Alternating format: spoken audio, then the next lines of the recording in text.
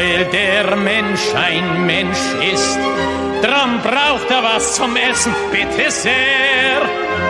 Es macht ihn ein Geschwätz nicht satt, das schafft kein Essen her. Drum links, zwei, drei, drum links, zwei, drei, wo dein Platz genossen ist, weil ich ein Genialwalter einmeinst und weil du auch ein Arbeiter bist.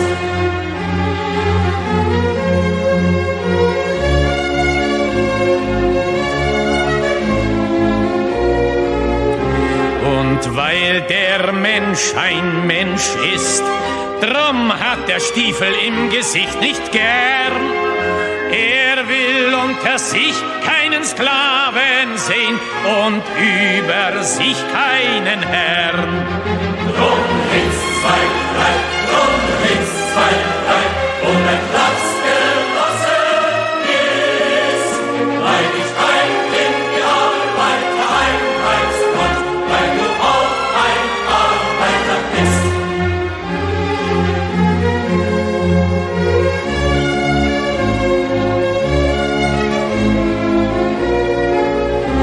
Und weil der Prolet ein Prolet ist, drum wird ihn kein anderer befreien. Es kann die Befreiung der Arbeiter nur das Werk der Arbeiter sein.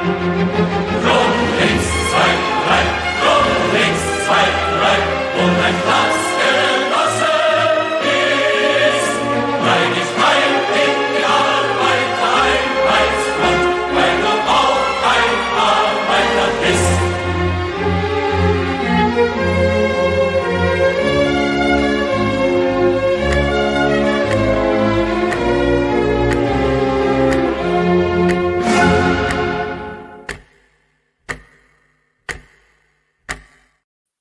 Здравствуйте, comrades. Welcome to Socialism Saturday. Socialism Saturday is what we do every Saturday at 6 p.m. on YouTube, on X, on Rumble, where we watch the farthest of the far left, the most dystopian of the dystopian, the real live socialists that are eliciting a cultural revolution in our country today. If you want to know where every crazy thing that is happening in the world comes from, we're going to watch the people that are doing it. If you want to know who's pushing critical race theory into schools, it's the people we watch on Socialism Saturday. If you want to know who's pushing gender ideology in schools, it's the people we watch on Socialism Saturday. If you want to know who wants to abolish the police, defund the police, decriminalize everything, all of these videos you see where people are going in and stealing stuff from CVS or all those department stores, it is the people we watch on Socialism Saturday. And relevant to today, if you want to know who is attacking parental rights in this country, who is responsible for the things like that family in Montana who got their child taken away because they didn't want to transition her. I think there was another one in New York this week. Same thing. If you want to know who's responsible for the attacks on parental rights, you guessed it, it's the people that we watch on Socialism Saturday. And because we go to the root of all of these problems, we can predict what's going to happen way ahead of the commentators, way ahead of the pundits, way ahead of any of the influencers. We are quite literally years ahead of the so-called experts. And I'm going to prove that to you tonight. I'm going to prove exactly that point. But first, I want to say a good welcome to Helena. Welcome, Helena. We're really glad you're here. If there is anyone else that is new to Socialism Saturday, please let us know in the chat, whether you are on YouTube or Rumble or Twitter. Let us know if you're new. We love new people, but we want to take extra special care of our new people because getting introduced to socialism in the way that we do it can be a little overwhelming. So, Helena, if you feel overwhelmed tonight, that's exactly where you should be, girl. Don't worry about it. We're going to help you through this. And if you keep coming back for a couple of weeks, you are going to see the world in a whole new way. And I will explain more about that in a moment. But first, I want to tell you about what we are watching tonight. Now, I was doing some research, and I've been going into these rabbit holes on YouTube lately to try to find all the good socialist content on YouTube. And today I was going down a rabbit hole and I wound up on the gender studies page for the University of Chicago. Now, one of the things that I've learned in the year and a half that we've been doing Socialism Saturday is that the very best place to find socialist content, well, the socialist book publishers are pretty great. You got your Haymarket books, your Verso books, your Pluto books, Pluto Press. Your socialist bookstores are really great. There are revolutionary radical bookstores in every major city in the country, and so they do some good content. But one of the best places to find far left socialist content is on the YouTube pages of the centers within the major universities. So not the main university page, although sometimes you will find socialist content on the main university YouTube page. But if you kind of drill down and you go into the centers that the universities have, you start to find these smaller YouTube pages like this one, U Chicago Gender, 255 subscribers, 48 videos, really, really tiny little YouTube channel. But guess what we found here? Look at this. Look at all this socialist content. We've got Jules Gill Peterson. Jules Gill Peterson is a professor we've watched a bunch of times on Socialism Saturday. She is a trans activist professor at Johns Hopkins University, pushing trans stuff at the University of Chicago. They've got a bunch of reproductive justice webinars. They've got stuff about gender and policing. They've got stuff about intersectionality. We almost watched this one, dismantling social difference for advancing justice. What does that mean? Dismantling social difference for advancing justice? We almost watched that one tonight. But the one that I settled on, the presentation that we're going to watch, I have to give a big shout out to none other. Hang on, let me just get my ticker up. Hang on. There we go. I have to give a big old shout out to none other than James Lindsay himself. Because I have been doing deep dives into abolish the family and into the attacks on parental rights that the far left has been making rather religiously for a year and a half now. Getting into the topic of abolishing the nuclear family, which absolutely is something that socialists want to do, is probably the most dystopian topic that we tackle on Socialism Saturday. And it's also the one that we just kind of like the best because it's so effing crazy. If you've never watched Socialism with me before, this is a real thing. The far left wants to abolish the nuclear family because what they believe is the nuclear family upholds capitalism, which is their number one enemy always. They believe the nuclear family upholds capitalism, which they define as private property ownership, because of something called social reproduction theory. Social reproduction theory is the idea that a social system will literally reproduce itself. And so they quite literally believe that the nuclear family is the breeding ground for capitalism. The nuclear family reproduces capitalism. Quite literally, they believe that the children born out of the nuclear family are the future proletarian workers that then the women, the poor abused women because of the patriarchy, have to birth and raise the future generation of proletariat workers in incurring all the cost to themselves rather than it being paid for by the state, which takes advantage of them. Now, we've been talking about this for a long time. I feel like my audience, the ones that have come regularly, and again, no offense if you're new, we're gonna welcome you into our cult. But my audience, I think, has a better understanding of social reproduction theory and the abolish the family tactics than anyone else on the internet. And so I think it's a little funny that James Lindsay has finally and at long last gotten around to complaining about the attacks on parental rights and talking about abolish the family. And so I want everyone to give James Lindsay a warm welcome. James, we're not gonna make fun of you for being a year and a half behind us. We're not gonna make fun of you for that, bro. What we're going to do is we're going to put aside that you were late to the party.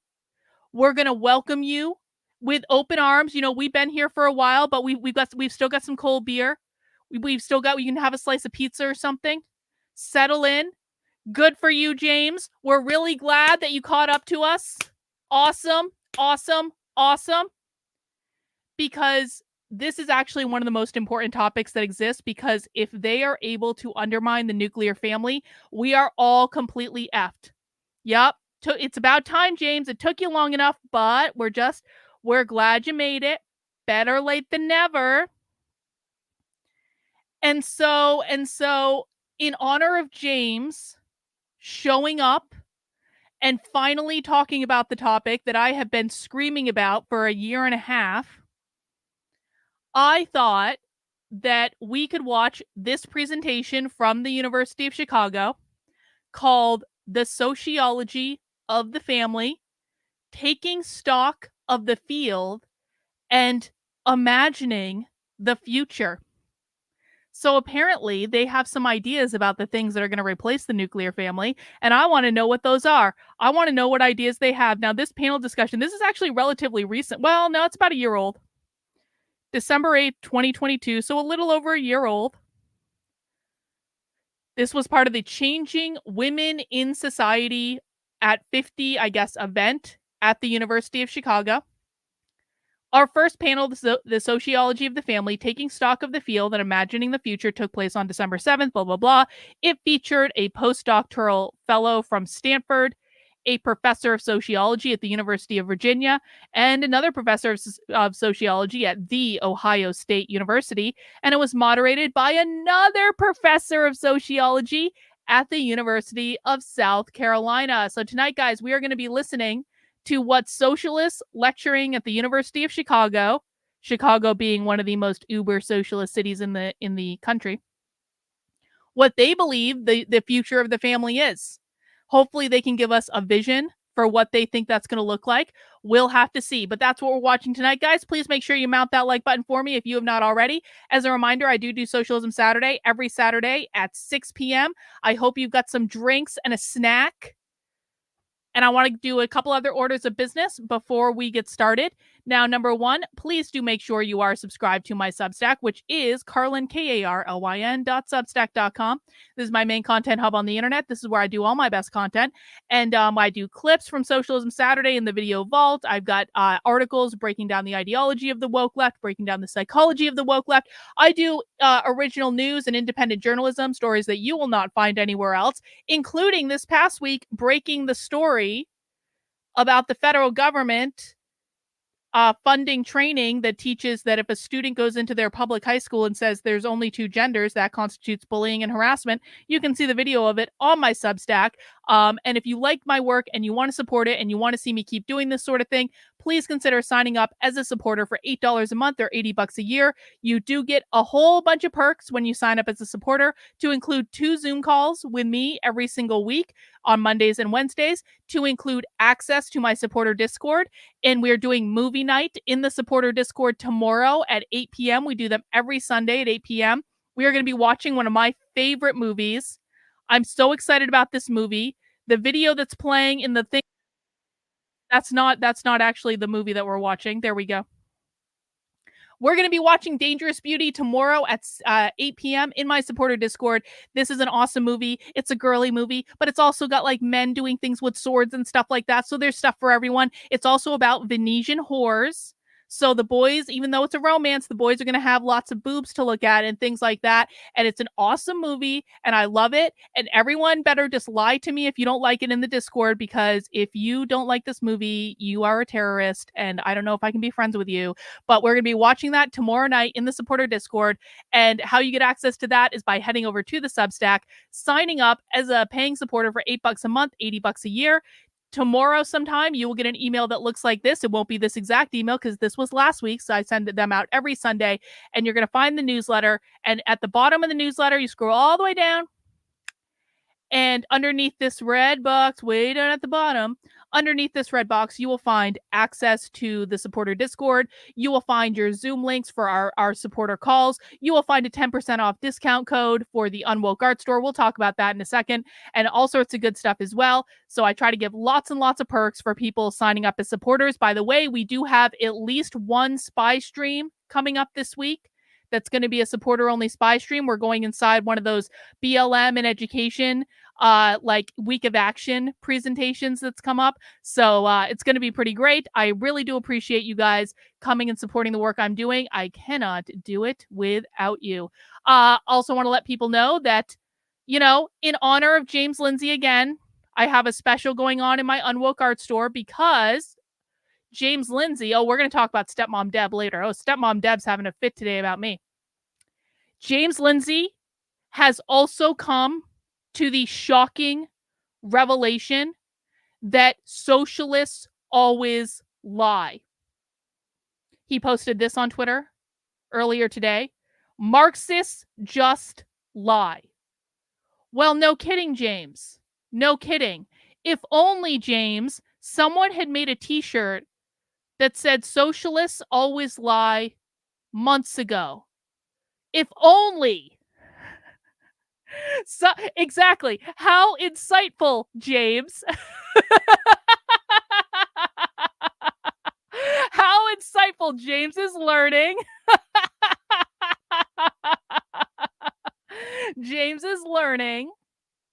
So again, in honor of James, I have a special in the Unwoke art store. Now I've got 2 designs that are going to be 25% off for the next week only. The first design that's going to be 25% off is a throwback. It is the iconic, the original Socialists Always Lie t-shirt.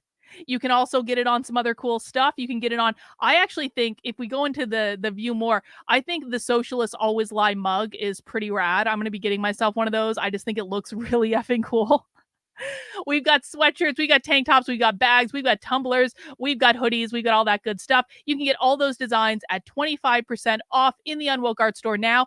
And while you're there, you can also get one of my newest designs at 25% off, because I don't know if you guys heard, but this past week, I was put on a very special list by a progressive group in New Hampshire, and they put me on a list twice of radical anti-democracy extremists. So I made the list. I'm really excited. I made it twice. There were people in New Hampshire that are possibly more anti-democracy than me that did not make the list. And so I feel really proud of this accomplishment. And I thought we would commemorate this accomplishment by me launching a new radical anti-democracy extremist design in the Unwoke art store. I'm really excited about this. And so you can get that in the store for 25% off this week only. And come on, man, it just looks rad. Come on. Like, you guys know you all want this. I'm going to get it on everything. I love it. And and remember, the word democracy, when you're speaking socialist, when socialists say democracy, they mean socialism. So really, one could read this as radical anti-socialism extremist. And certainly, I'm a radical anti-socialism extremist. I think most people here are radical anti-socialism extremists. So it's got that nice little double entendre. You can get both those designs in the Unwoke art store right now, 25% off. The discount will automatically be taken at checkout. And of course, all purchases do go to support the work I'm doing, and I really appreciate it. Let's take a look at a couple super chats from Nick Incognito. John McLean, welcome to the party, pal. Yeah, James. Yeah, James. We're so glad, James, that you finally made it to the Socialists Always Lie, Abolish the Family Party. We're really happy for you, James. We're so happy that you made it. Milo says, we need to introduce James to the magic of Sophie the Seductress. Oh, James is going to love Sophie. If James ever discovers Sophie, our favorite Abolish the Family goddess, the ginger dragon herself, Sophie Lewis, you know, he's going to love it. It's going to be great. All right, guys, one more thing before I get started. And if you're one of those people that doesn't like drama, just plug your ears for a second. Okay, I promise this will be over quick. If you don't like drama, don't leave yet. We're going to do real stuff.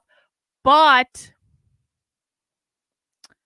it turns out that Stepmom Deb Philman just can't stop talking about me on Twitter. Kate says, my friend and I love our red Marxism sweat. Oh, you love them? Oh, it's awesome, Kate. I appreciate it. Take a picture of it for me. Don't you love the sweater dresses? I was wearing mine just yesterday. I have a different one with a different design, but I love that. I appreciate the super chat. I'm so glad you guys love them. They're so comfy and cozy. I don't make them for everything, but I feel like maybe I should. Anyway. Oh, Judy, you're going to love this. You're going to love this. Stepmom Deb Philman cannot stop complaining about me on Twitter. Deb Philman yesterday posted a big long rant about me, saying that I was irrelevant in her life, which was kind of funny because accompanying the rant, Deb has now started making AI art of me to make fun of my looks because, of course, mature and serious 50 plus. How old is Deb? Is Deb like almost 60 or something? Like mature and serious 60-year-old women spend their time making AI art about people they find irrelevant. And this wasn't even the only one. So I posted this. I was like, Deb, if you find me so irrelevant, then why are you taking the time to make AI art about me, Deb? That doesn't seem to match up. And so Deb's very mature 60-year-old woman response to this was to make another AI art image of me.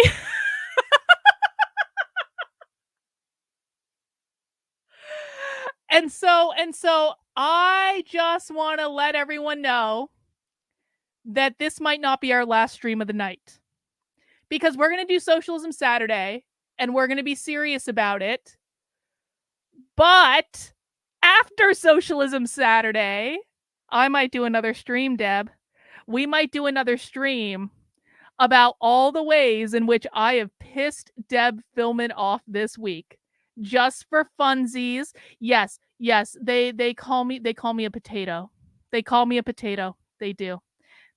It's true. She probably just wants to date me. No, she doesn't have anything better to do with her life. And so I don't know what time that's going to be, because we have to do socialism. We have to do our work first, guys. We have to eat our vegetables first. And then if we eat our vegetables, we can have dessert after that. Okay. So there might be another stream later. I just want to let everyone know, and I will give you a time frame when we're done with Socialism Saturday so that you know when to expect it. All right. Before we get started, one more order of business. This is serious. Okay. Again, if you are new to Socialism Saturday, let us know that you're new, and we will welcome you with open arms. We love newbies, but there are rules to this, guys. Okay, so now we just had our fun. Okay, we're gonna be dramatic later, but now we're gonna rein it back in, and we're gonna go into serious mode, because this is not Socialism Saturday is not like other streams on the internet. This is not a place where we're gonna clown around. This is not a place where we're gonna shitpost. We have fun and stuff. We joke around. We drink. We banter and all that. But for people who are new to Socialism Saturday, you are in a class. I need you to imagine that you have signed up for a class that I'm giving you for free, and you are here to learn.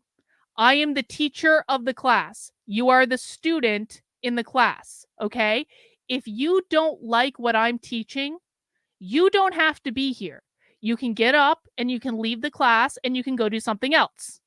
But as long as you are in my class, you will play by my rules, because I've been doing this a while now and I know what works best in terms of getting people to learn this content. And that is what this is all about. This is about learning the language of the far left. Socialists speaking code. They may use the same vocabulary as us. They do not use the same dictionary as us. So they use words that we all know, but they have completely different meanings for those words that we pick up by listening to it in context. This is like an immersive experience. This is like if I picked you up and I put you in the middle of France and you didn't speak a lick of French, you would start to pick up how to speak French after a while, right? We're doing the same thing with socialism. We are taking ourselves and we are immersing ourselves in socialism to listen to what they are saying, to learn to understand them, learn to wrap our heads around what they're doing. So that's our purpose here. I need everyone to refrain from debunking every crazy thing the socialists say. And this is particularly important for new people because a lot of new people, they have a propensity to say, well, Carlin, that's a crazy idea and socialists are crazy for reasons X, Y, B, and Z. Don't do that. Every ounce of energy you put into debunking them is an ounce of energy that you could put into understanding them. We are never going to defeat these people by debunking them. If it was going to work, it would have already happened. So continuing to debunk them and expecting that to make any difference at all is like the very definition of insanity, right? So I know the temptation is there, but I need you to like beat it down. We need you to listen to what they're saying, and we need you to seek to try to understand their perspective. Because it is only in understanding their perspective that you can come up with strategies to defeat them in the place that they're in, okay? Number 3, if you have questions about what is going on, please ask them in the chat. There are no stupid questions, except if you have been here for a while and you keep asking the same question over and over and over again. And don't think I forget. I know when someone has been here for a while, and I know when they're asking the same question over and over and over again. And so if you don't listen to the answers that I give you and you keep asking me the same thing, at some point I'm going to start to get in your face and I'm going to say, you've been here for like 8 weeks. You keep asking the same question. I'm tired of answering the same question over and over again. Listen, guys, I am the Bobby goddamn Knight of teaching people about the left. Not all of you are going to like me. Not all of you are going to like my style, but you will learn.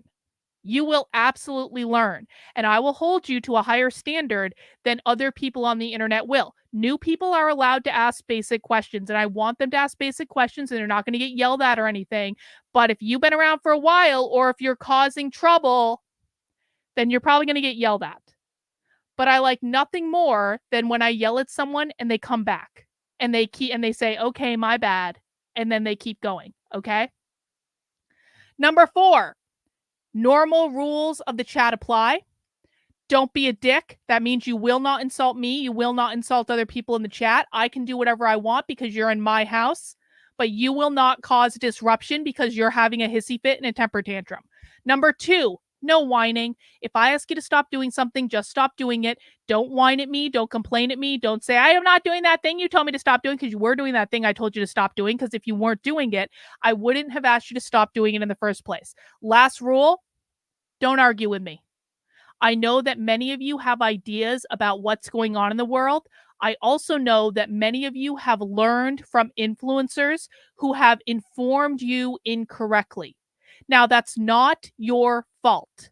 That is the fault of the influencers who have not taken the time to understand what they're talking about, okay? But everything I'm telling you doesn't come from me. It comes from the socialist left. It comes from me spending more time than anyone on the planet watching this content religiously every single day for years, to the point where I've driven myself insane. So if I'm telling you something, it's not because it's my opinion, it's because someone on the left has said it, all right? And if that means I'm contradicting your influencers and you don't like that, you got to hold on to your feelings yourself. If you want to try to argue with me, you better bring your A game, because it is extremely, extremely rare that someone in my chat corrects me and ends up being right. Okay? Rottweiler's done it a couple times. Maybe some people who've been here for a while have done it a couple times, and I appreciate when people do it. But newbies, chances are you don't know as much as you think you know, and I don't try to say that to make you feel bad. I just say that because I know how this goes, and it's going to be better for you to ask questions than it will be for you to argue with me. I promise. All right, guys, those are our rules. I hope everyone's on board with that. Without further ado, let's get into our presentation for today. Please do make sure to mount that like button for me, guys. I really do appreciate it. Again, we are watching The Sociology of the Family, taking stock of the field and imagining the future. Let's get this party started. I don't have it. I don't have it set up right. Socialists suck at technology. Apparently, I'm having a socialist moment with technology. Don't mind me. Hang on. Yep, that's actually pretty accurate. Everyone behave themselves, otherwise we'll be here all night and you won't like it. All right, there we go. Sound is set up. Let's try this again. Take 2. Hello, everyone. Take 2. Oh, Tayton. I really don't get people. If you hear something different here, then maybe it's an opportunity to ask your influencers questions for discussions. I agree, Tayton. I agree.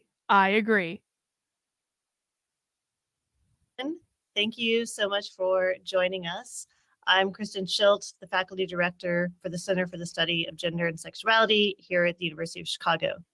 We're so excited to be launching this series that revisits the 50th anniversary of the American Journal of Sociology's special issue on the status of women that came out in 1973 called Changing Women in a Changing Society.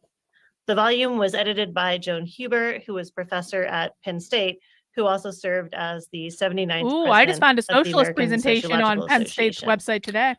The special issue was the first time, and some might say the last time, that the American Journal of Sociology paid extensive attention to research about women and gender. This journal volume was then published as a book by the University of Chicago Press, and it featured a multi-generational group of sociologists writing about women and gender inequality.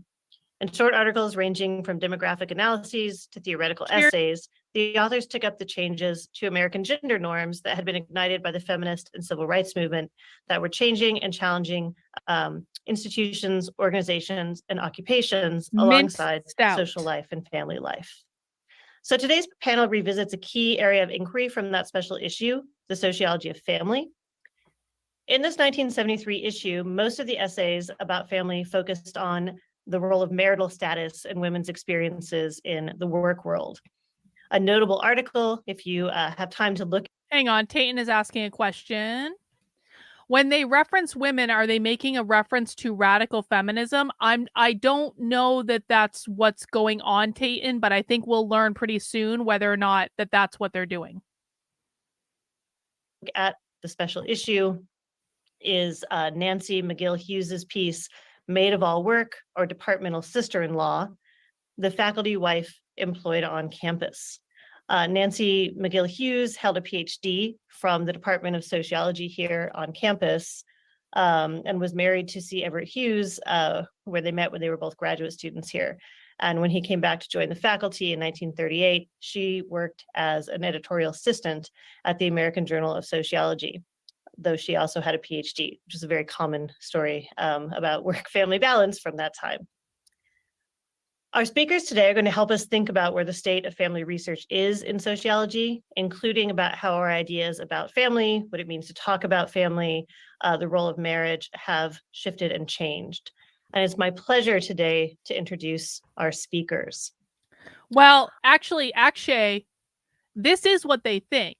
Okay, so this is a good time to talk about like the patriarchy, the gender binary, and the nuclear family and how it relates to capitalism for newbies. Akshay says they probably say something like women being a social construct and a performative role in capitalism. That's probably exactly what they're going to say. Let me explain what socialists believe in regards to gender and capitalism for people who don't know. They believe, okay, so first off, capitalism is always defined as private property ownership. They believe that capitalism is the root cause of all the world's problems. In regards to gender and the family, they believe that capitalism created the gender binary. The gender binary is men and women. They believe capitalism created the gender binary when it created the social construct of gender that put women in the home doing the unpaid labor of birthing and raising the next generation of future proletarian workers, and it put men in the workplace where they had access to all of the power and the money. That's what the gender binary is. That's what the patriarchy is. They believe the gender binary upholds the nuclear family, which is the literal production mechanism of capitalism.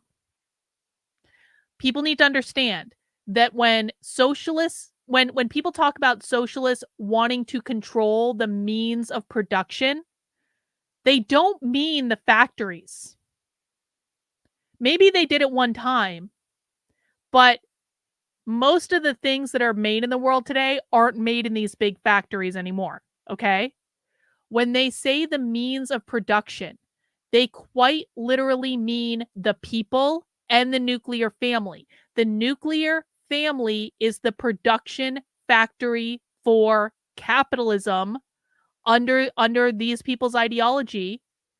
And so they cannot abolish capitalism until they abolish the literal production factory for capitalism, which is the nuclear family. Does everyone understand that? That's where social reproduction theory comes from. So that is going to be the perspective that these people probably have. Let me know if you have any questions about that. Yup, the private home and family is reproducing capitalism and oppressing women, and so they just want to get rid of everything. If we just get rid of capitalism, which is defined as private property ownership, that's going to just fix the entire problem, according to socialists. Factories don't work without bodies in them. That's right. And the children that are being born in the nuclear family are the literal bodies that are going to go into future factories.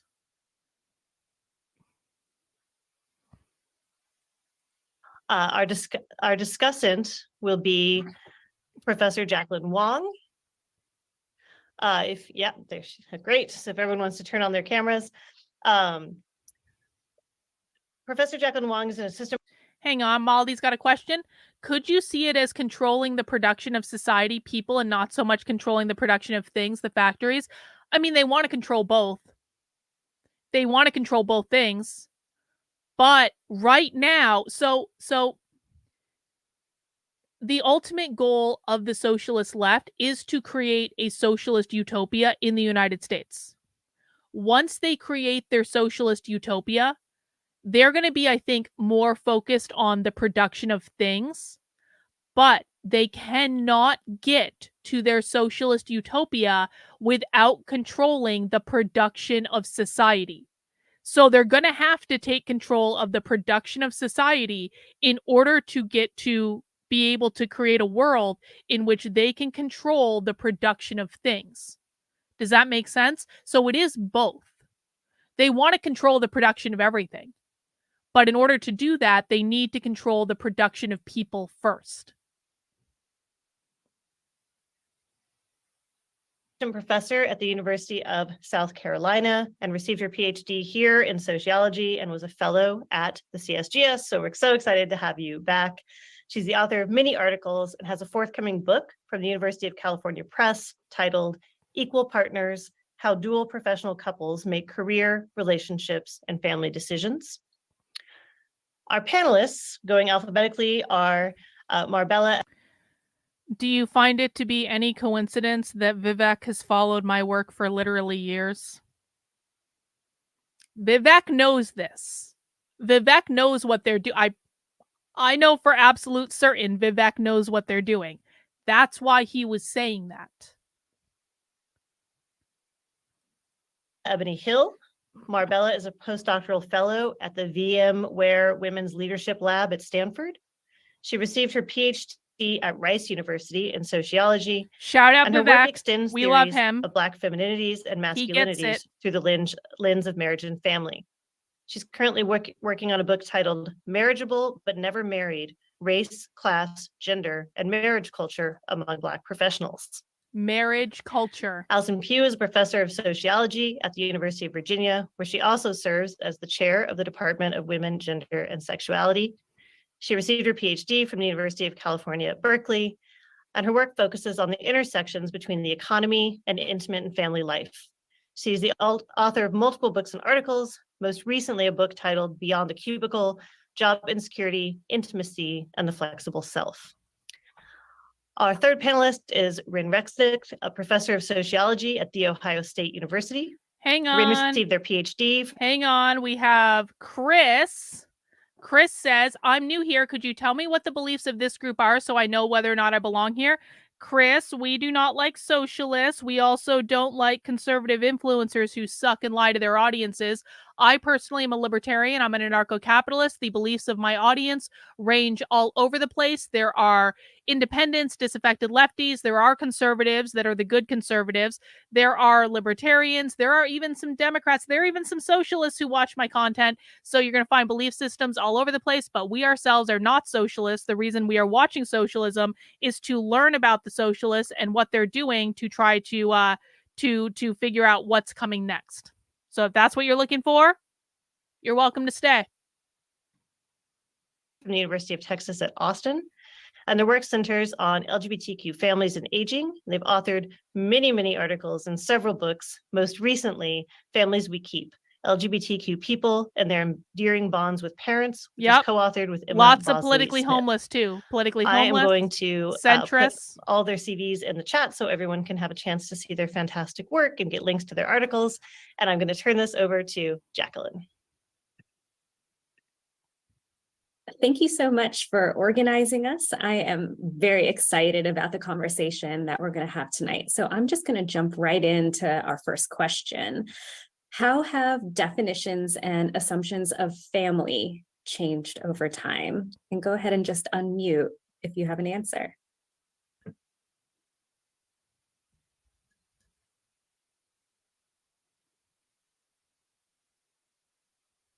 I guess I'll go. Is this how you want, just to dive in? Yeah. All righty. Well, so when I thought about this question, I think there's kind of three different stories that people tell when they are teaching family or writing about family in the social family. One is a very conventional story about the emotional, I would call it an emotional story. So the move in terms of definitions and assumptions of family have been from a unit of economic and social exchange to an emotional one focused on identity and authenticity and feeling. And this is a fairly conventional story. People were telling the story in the 1940s. There's a textbook that says from institution to companionship, like this is like the story that you'll hear in any family sociology class. Then there's a kind of what I would call a cultural politics of family story.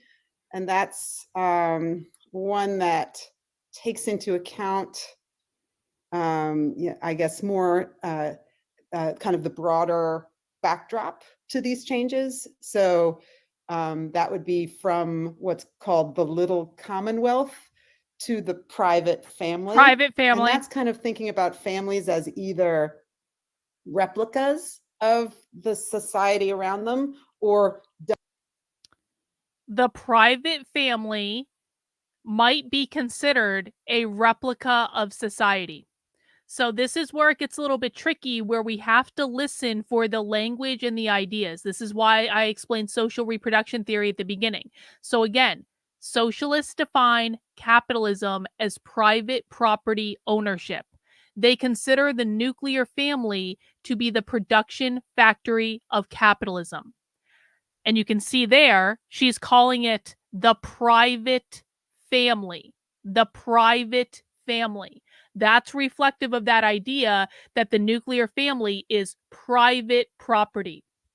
When it comes to attacks on parental rights that you're seeing in the world today, they're doing that because they believe that children are considered to be the private property of their parents, and it is their job to liberate the children from being the private property of their parents. So when we're talking about capitalism being private property, it means several things. Private property could be your home. Private property could be any land that you own. Private property can be your business. Private property can be if you own an apartment building and you rent it out as a landlord. Private property can also mean your children and your individual liberties. And we can also see that social reproduction theory is already starting to show up here, because she's saying the private family, thinking about families as replicas of society.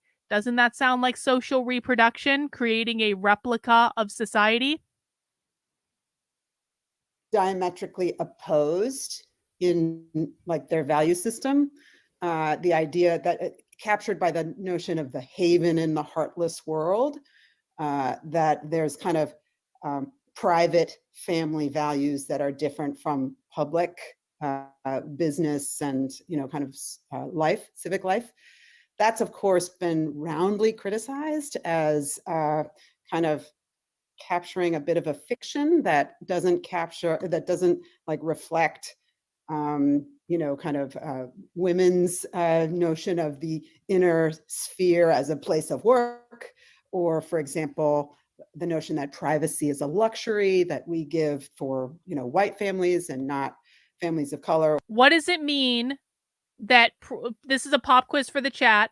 What does she mean when she says privacy is a luxury that we give for white families and not families of color or low income ones? That's really racist, right? She just assumed that all families of color are low income, by the way, which sounds a little racist to me. But when socialists are referring to the term white, they don't mean skin color. They mean something else. What do they mean? They mean they are a beneficiary of capitalism. Privacy is a luxury for those who benefit from capitalism. When they say white privilege, they don't mean privilege based on your skin color. They mean that you benefit from capitalism. What that means is you have more private property than other people do.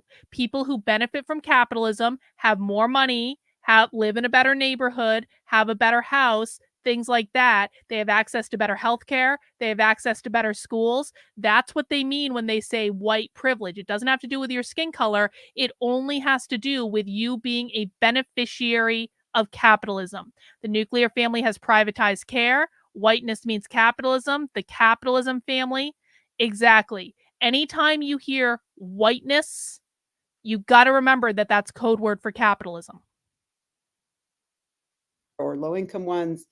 So that's like the second story. So the last story is actually my favorite kind of story, the one that I teach to students in my family class when I teach class. It's one that I would call like a diversification story. So that's thinking about kind of families used to be, maybe there was more of a monoculture, a kind of hegemony of the nuclear family ideal. Ding. And now it's more the story of what families are today in the United States and elsewhere, but very much in the United States, is a story of diverse family form. Yeah, this is a great suggestion. So Chris is saying I definitely have to go through previous segments.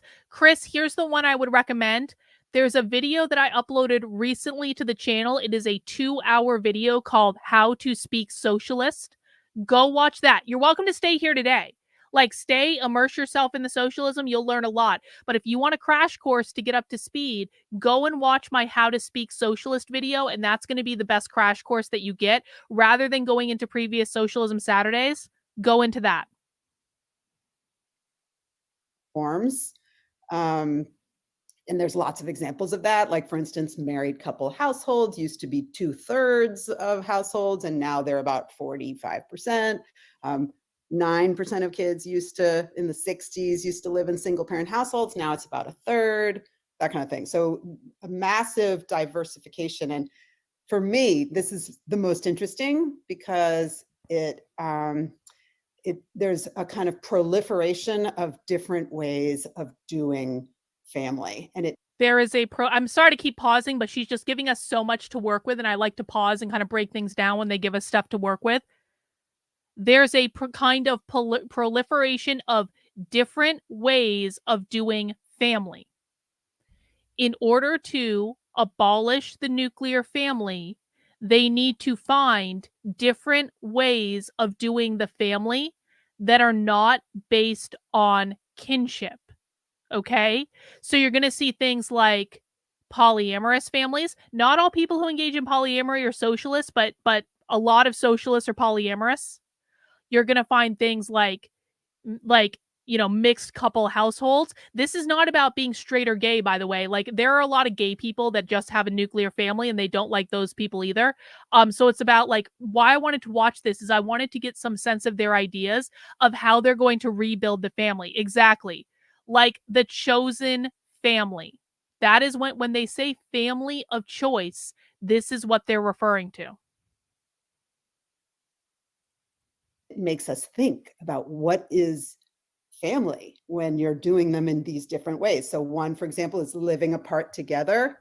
Another is, when you live in two different households, but you are still so-called together. And that's almost 40% of unmarried Wisconsinites over 50 years old. Another is multi-parent families, children with more than two parents. And there's many, many examples of that. Obviously in families that have step families, but also LGBT families, and also families with assisted reproduction of all kinds. And then there's like co-housing, and there's kind of tribes of shared caregiving and fictive kin, and just the proliferation. That's the story that I actually like to tell. That was great. So I can kind of pick up on that thread. Thank you, Allison, for giving us that, because I think it really helps ground the history of the family and how it's been thought about. And my entree into this question is asking about who has the power to define family and what's at stake in the definition. And I think Allison really touching on that with the last piece. In the movement towards sort of this diversification of family forms and diversification of what counts as family, I still think in the sociology of the family, there remains a very normative assumption about normative, socialism word, normative. Normative means normal, which means capitalism. Anything that is grounded in capitalism is considered normative. This is a conservative perception that is not based in reality. So this is really important to understand, guys. Socialists have kids. There are socialists who have kids and have partners and have all these things that want to abolish the family. And it's not because they don't love their kids. It's not because they don't have love in their life. It's because they believe that the family is the reproduction mechanism for capitalism. They are perfectly willing to allow their children to be raised by the village in order to get rid of capitalism. They believe that capitalism is a greater evil towards society than anything else, and they will quite literally give up their own family in their parental rights in order to be able to abolish it. What family is. And that assumption primarily revolves around marriage and parenthood. And so when we look at the journals, somewhat AJS, but somewhat maybe the Journal of Marriage and Family, which has marriage in the title, but it's where a lot of family sociologists do publish. It's centering this, what I would term, homonormative and heteronormative notions of family. Homonormative! Pronatalist notions of family. Homonormative. Oh my God. We very rarely hear them use this word. Okay. Homonormative. Okay, let's start off with a pop quiz. Well, then you're wrong. And if you want to actually have a discussion, you can come to YouTube and have that discussion, but do not argue with me because you won't last long on here if you argue with me. I promise you that. You are wrong. You do not understand. Stick around if you would like to understand. Pop quiz for the chat. What does heteronormative mean? I'm only looking for heteronormative. I'm not looking for the other ones. What does heteronormative mean? I think at least 20%. I think a lot. I think a lot more. I think a lot more than people think. And it could even be higher. I could see it being as much as 30%. Anyway, heteronormative means straight couples that uphold the nuclear family. Okay? It means the opposite of queer, because queer is not about being trans, queer is not about being gay, queer is about a far left political ideology. straight couples that uphold the nuclear family, heteronormative. Guys, I'm only looking for heteronormative right now. I'm not looking for homonormative. Heteronormative means the nuclear family with a mom and a dad. The mom and the dad of the family. Yup. Okay. What does homonormative mean? Because she doesn't like homonormative any more than she likes heteronormative. What does homonormative mean?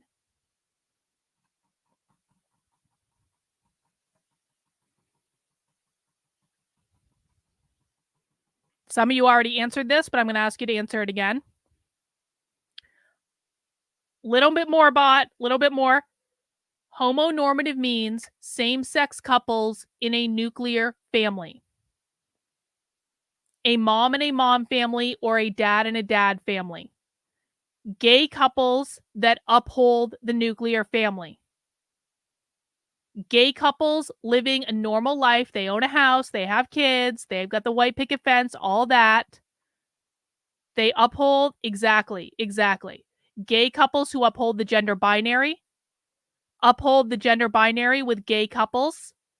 I point this out specifically when, this is really good, Maldi, when gay couples or trans people also uphold the nuclear family, they are not on their team. I point this out specifically because there are a lot of people on the political right who believe that gay marriage should be banned and like they're against like gay couples and all that stuff because they think that gay people, LGBT people, like feed into all of this. But what I want you to hear is that people on the left, they don't like it when gay people get married, settle down, have kids, buy a house. They don't like when trans people get married, settle down, have kids, buy a house. They call that homonormativity. And it's considered to be kind of a slur. It's not a good thing for someone to call you homonormative because it means you are a gay person that has, or gay or trans person that has embraced capitalism and capitalist privilege just like the straight ones do. So I'm telling you this because I want people to understand that your enemy is not gay people. Your enemy is not trans people. Most trans people just want to be left alone. Your enemy is queer Marxists. Queer Marxists are the ones who want to abolish the family. Most gay and trans people just want to be left alone. We have to be very, very clear on who our enemies are because there are a lot of people that are pushing LGBT people away when they are not the enemy. Exactly, Jerry, exactly. Homonormative is like when they call Black people Uncle Toms. That's a perfect example. Beautiful. Family. And some of the diversification Allison's talking about, I do, as much as like I think many of us want to and are working in those areas, they're still fairly marginalized in the sociology of the family, I think. That's my opinion.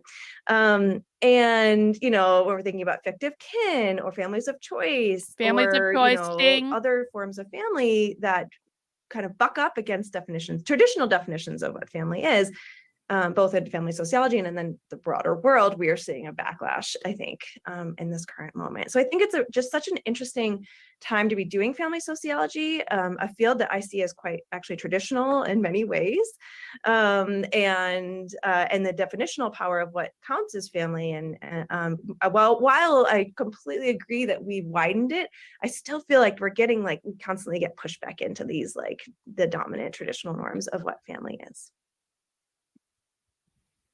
Yeah, okay.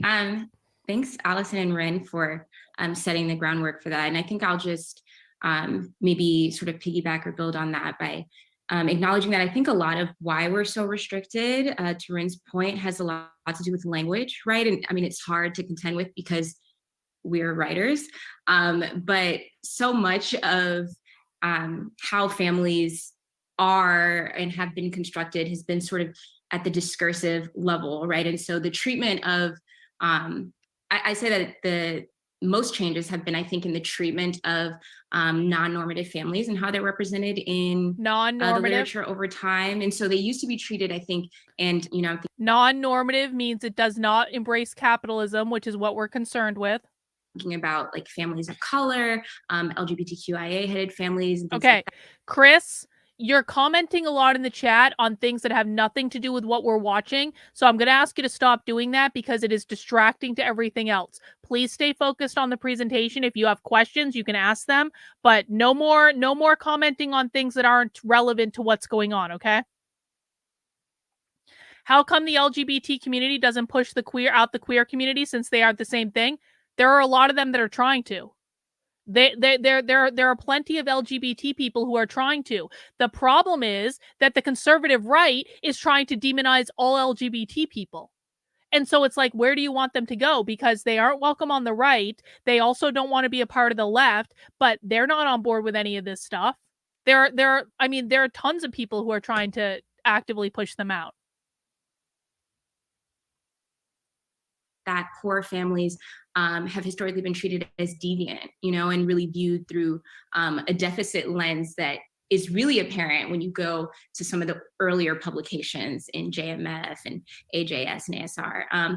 So over time, I think there's been more attention and I think really respect given to alternative family types.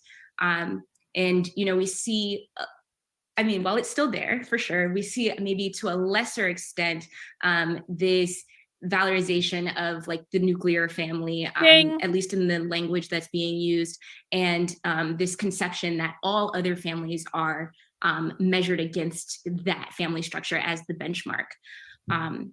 So I agree with. Do you see how they attack the nuclear family so seamlessly? We just don't understand why the nuclear family is valorized above all other types of family. Why is that? Why can't other types of families be just as good as the nuclear family?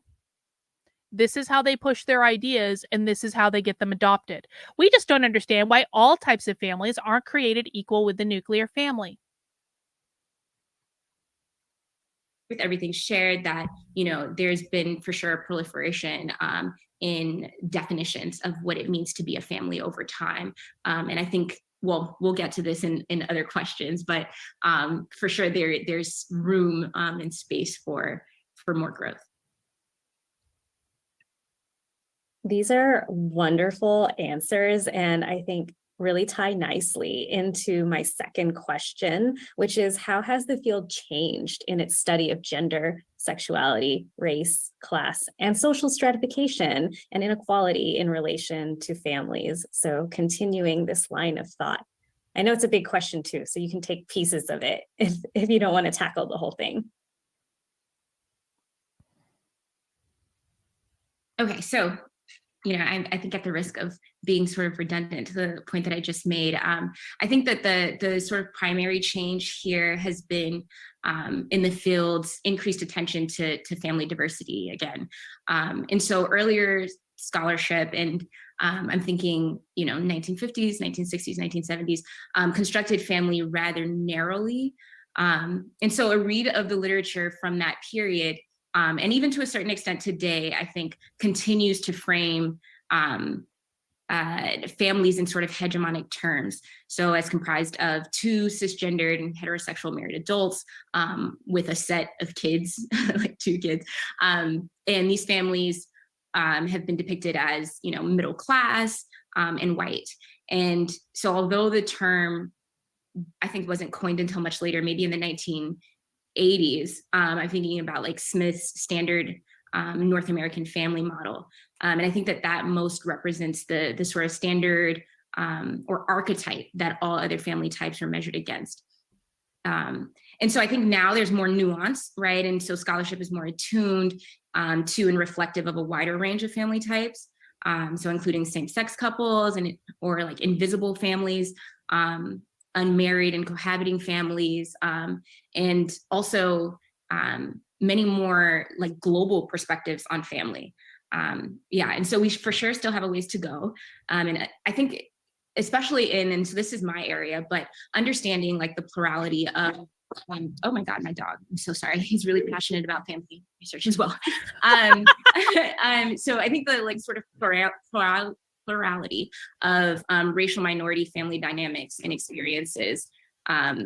Most of what we know in this area. I'm not sure what an invisible family is. Poor and low income Black families, for example, and their greater attention needs to be paid to those who are college educated, middle class, and upper class, and how they define and sort of conceptualize families.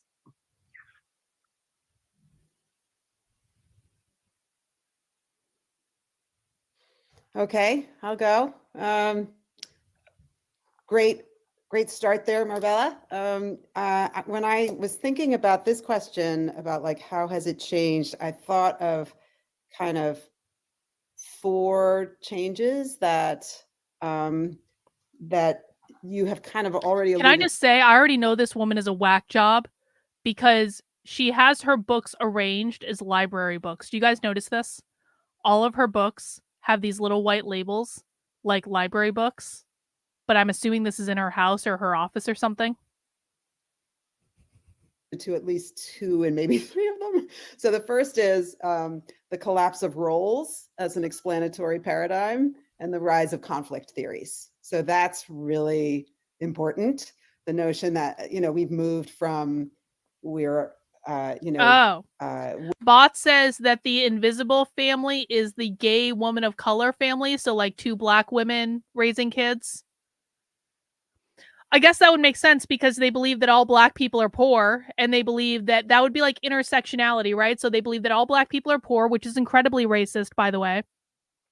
And then you add intersectionality onto that, and so you have women, and you also have gay, and so that's like the intersectionality trifecta.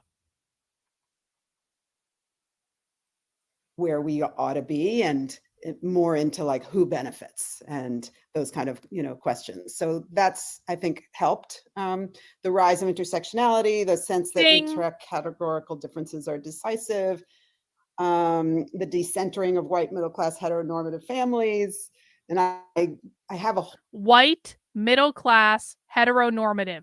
Every single one of these things means capitalism. Because not as though like Black, I hate to break it to socialists, there are Black people in the middle class too. There are even Black people who are like rich, and socialists really do not like Black people who are rich. They really, really dislike them. They call them the black face of white supremacy. But white, middle class, heteronormative, all that means capitalism. A whole bunch of people that I'd like to kind of, is the term shout out? Dawn Dow, Riche Barnes about Black middle class mothers. I'm thinking about Tay Meadow, Carla Pfeffer about transgender people and their families, Marianne Cooper, Joan Williams, Jennifer Sherman writing about working class families, and Sanya Majola, and Margaret Fry. And no, they love Obama. Why do they love Obama, do you think? Why do they love Obama? Pop quiz for the chat. Why do socialists love Barack Obama, but they might hate someone like Larry Elder? They might hate someone like Kanye West. They might hate someone like Jay-Z. Why do socialists love Barack Obama, but they hate Jay-Z and Kanye West and Larry Elder? Because Obama is a socialist. This is the rule, guys. Socialists do not care about race, except if you are not on their team. Socialists don't care if you're Black or white, except if you are not on their team. Socialists don't hate white people. They hate white people who are not on their team. Socialists don't love all Black people. They hate Black people who are not on their team. Socialists love white people who are on their team. They love Black people who are on their team. They love women who are on their team. They love men who are on their team. They hate you if you are not on their team, regardless of whether or not you meet any of the intersectionality criteria. It doesn't matter. If you are not on their team and you might be one of the oppressed identities, they consider you to have ascended to whiteness. Okay? So any ideas that people have about the left hates white people. No, they don't. No, they don't. They only hate you if you are not on their team. Elizabeth Horch Freeman and a whole host of others writing about non-US, non-Western families. So that's all really important, that kind of decentering of the model, completely agreeing that we have a long way to go. The other thing I wanted to point to is actually the Stacy and Biblar's article from some time ago, because what I like about what that one does is it moves us from just like, do non-normative families cause harm? And the answer being no.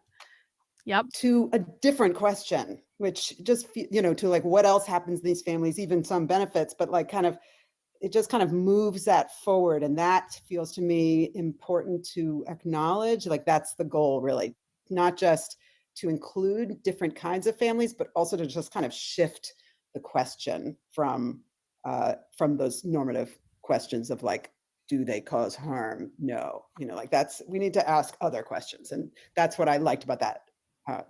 Jerry is asking, is that why they can have a mansion from stolen loot? Yes, Jerry. Yes.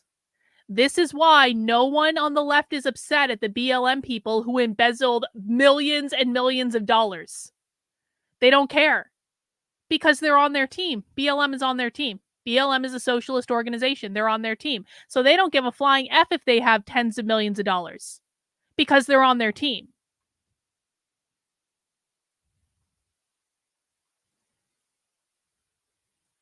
That article in particular. Okay, thank you.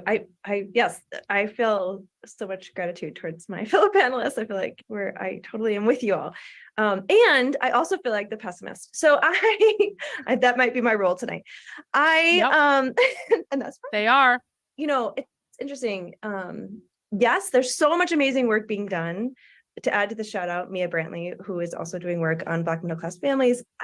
Just amazing people who are doing amazing work. And also I just feel like, yeah, we're pushing, right? And there's pushback. And I will say in my own area of research, I am like as much to blame, I suppose, or I do the work that I think early in my career, right in the like early 2000s when same-sex marriage was like the thing we studied.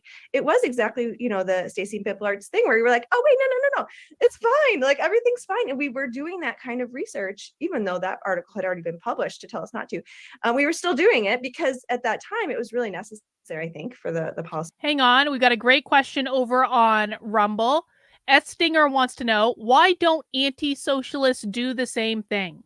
If you're on our side, your race, gender, sexuality, gender expression doesn't matter. That's a great question. My personal position is everyone who wants to uphold the gender binary, everyone who wants to uphold the nuclear family, everyone who wants to uphold capitalism defined as private property ownership, we're all on the same team. We are on team reality. If you do not want to uphold the gender binary, if you do not want to uphold capitalism defined as private property ownership, if you do not want to uphold the nuclear family, then you are on team socialist cult. Everyone else is on team reality. And so far as I'm concerned, everyone on team reality should stop attacking each other and come together to defeat the socialist cult that has infected our world and has taken over all of the institutions. Sadly, a lot of people who are on team reality don't want to do that. A lot of people on team reality want to fight other people on team reality rather than fighting these people. I personally think that's stupid. I will work with anyone that wants to work on team reality, but a lot of people in the space will not. So go tell your influencers. Stop being dicks. Realm. And I think to some extent we've moved beyond it in other ways, especially in queer family research, like the people you named, absolutely. And also it's still very normative. It's still, we're not doing work on polyamorous families as much as we could be. We're not doing as much work on polyamory and gender expansive families as we could be. And it's still, again, marginalized. And so that's just to say, like, your question, I'm getting away from it, but how has the field changed? I think it's hard to change a field. It takes time, and we're doing it. And I'm sure people who are watching today are among the people who are doing it, and obviously my fellow panelists too. But I think in some ways the movement is it just takes a little bit of turning and time and revolution, right? To kind of move the paradigms that we're kind of revolution is always the goal, the perpetual revolution. Thank you. Hang on, Mac B wants to know, will people be punished for not having kids? You mean in the socialist utopia, Mac B? So, no, I don't think so. But remember, in the socialist utopia, they're not going to be your kids. And ultimately, in the socialist utopia, they really want all kids born via surrogacy. We're talking like a Brave New World, Logan's Run, like the Giver type scenario. That's really what they're pushing for at the end of the day. But it's going to be like, I don't think you'd be punished for not having kids, but those kids aren't going to be your kids. They're going to be the property of the community.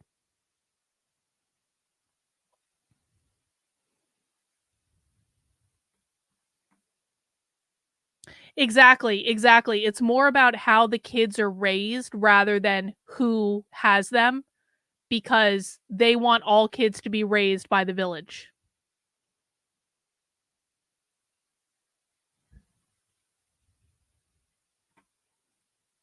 I'm thinking about this kind of normative family that's really centered Capitalist on family. marriage and childbearing. And my next question is, how has the study of children in families changed over time? Hang on, we'll get to that question in a second. You guys are asking some great questions tonight. But will the women's reproductive labor be private or belong to the collective? It'll belong to the collective. The whole point of all of this is to get rid of parental rights. The kids are not going to be your kids. They're going to be our kids. O-U-R. Our kids. That's why teachers call your kids their kids. Every time a teacher says, my kids, to refer to your kids, that's a reflection of the fact that the teachers in the public schools who have all been trained in this, every teacher who has gone through a college has been trained in this, they think your kids belong to them. That's why parental rights are under attack in this country. They literally believe your kids belong to them. Whether you have them, whether it's by surrogacy, doesn't matter. You don't have any rights over those kids.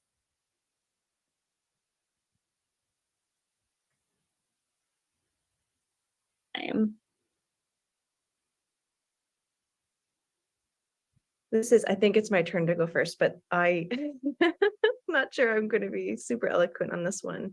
I don't know the answer to your question. I'm fascinated by your question. And my answer is a little bit, maybe not answering it. And the way I wanted to frame this question is thinking about how we don't often see children as agentic agents. We see them as property of the family. Ding! Ding! Yeah, ding! the property of their parents. Dig! Dig! Hang on, let me go back just a little bit. That was beautiful. Thank you, University of Chicago. I want to frame this question is thinking about how we don't often see kids as a genetic... How we don't often see children as agentic agents. As agentic agents, we see kids as property of the family. The property of their parents or the state should be, right? Because we also know that only some children are property of their parents. This is why they're trying to get away with parental rights or take away your parental rights. Because they very literally believe that capitalism means that your kids are considered your private property. They liken it to slavery. The reason that whiteness means capitalism is because they believe that capitalism, which is defined as private property ownership, created slavery under which people were owned as private property, and slavery created systemic racism, which is disparities of outcomes based on race that were caused by slavery, that was caused by capitalism. The system in systemic racism is capitalism, okay? So in the same way that they believe that capitalism created slavery, which was about people being owned as private property, they also believe that capitalism created the nuclear family in which children are the private property of their parents. I have very literally heard, I have it on tape, of them likening parental rights to slavery. They think that parental rights are the same thing as slavery.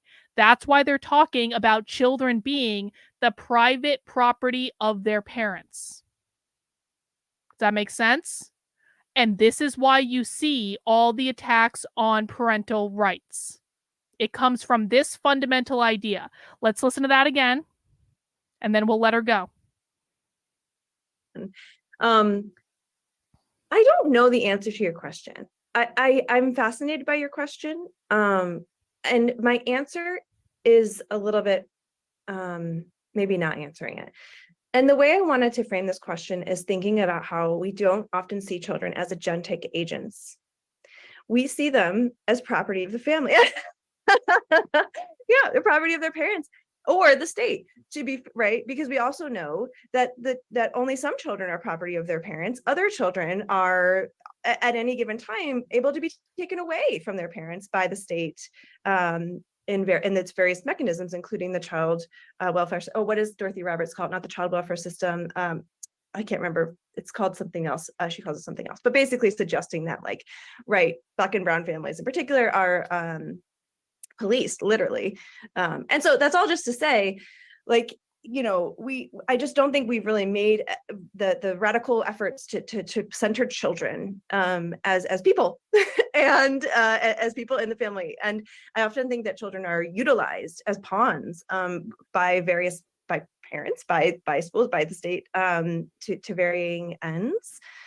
They believe that as long as parental rights exist, that children are just pawns of their parents, they're pawns of the schools, they're pawns of all of this stuff, because they believe socialists are a little bit like Scientologists in this way, in that they believe that children are but little adults that can make all their own decisions. And if parental rights exist, that means children are inhibited from living their bliss and making all their own decisions. This is also, by the way, you see all these arguments about kids being affirmed into transgender hormones and stuff like that, because this is where the idea of affirmation comes from. This idea that no matter what gender the child says they are, they need to be affirmed and told, yes, you're correct. It comes from this idea that children are but little adults that can make all their own decisions, and parents are using them as pawns when they're trying to assert things like parental rights and things like that. And I also think that concerns over, in particular, child well-being are leveraged in this particular political moment to other ends, not really about child well-being, as we're certainly seeing with trans kids today. Hang on, Maldi's asking a great question. Is this why they support being able to change their names in schools without parental consent? Yes.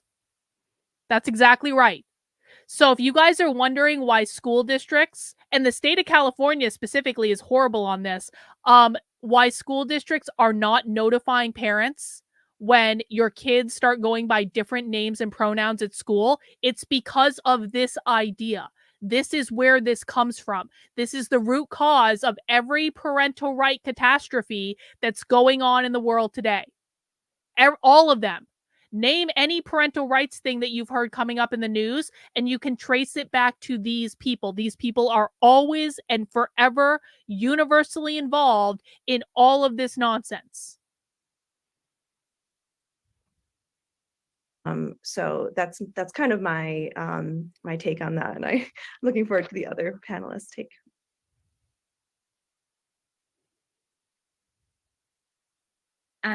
Okay, well, I'm so glad that Ren led with that response, because I was similarly puzzling over this question went to the journals, and tried to see if there was some variation over time, and there has not been much. So it seems like folks are kind of really circling around a focus on child well-being, and so the various like sort of institutional experiences, the parental experiences and things like that. But one thing that I did notice is that children are not often queried qualitatively in this work. And I found that pretty, what's the word? Perplexing.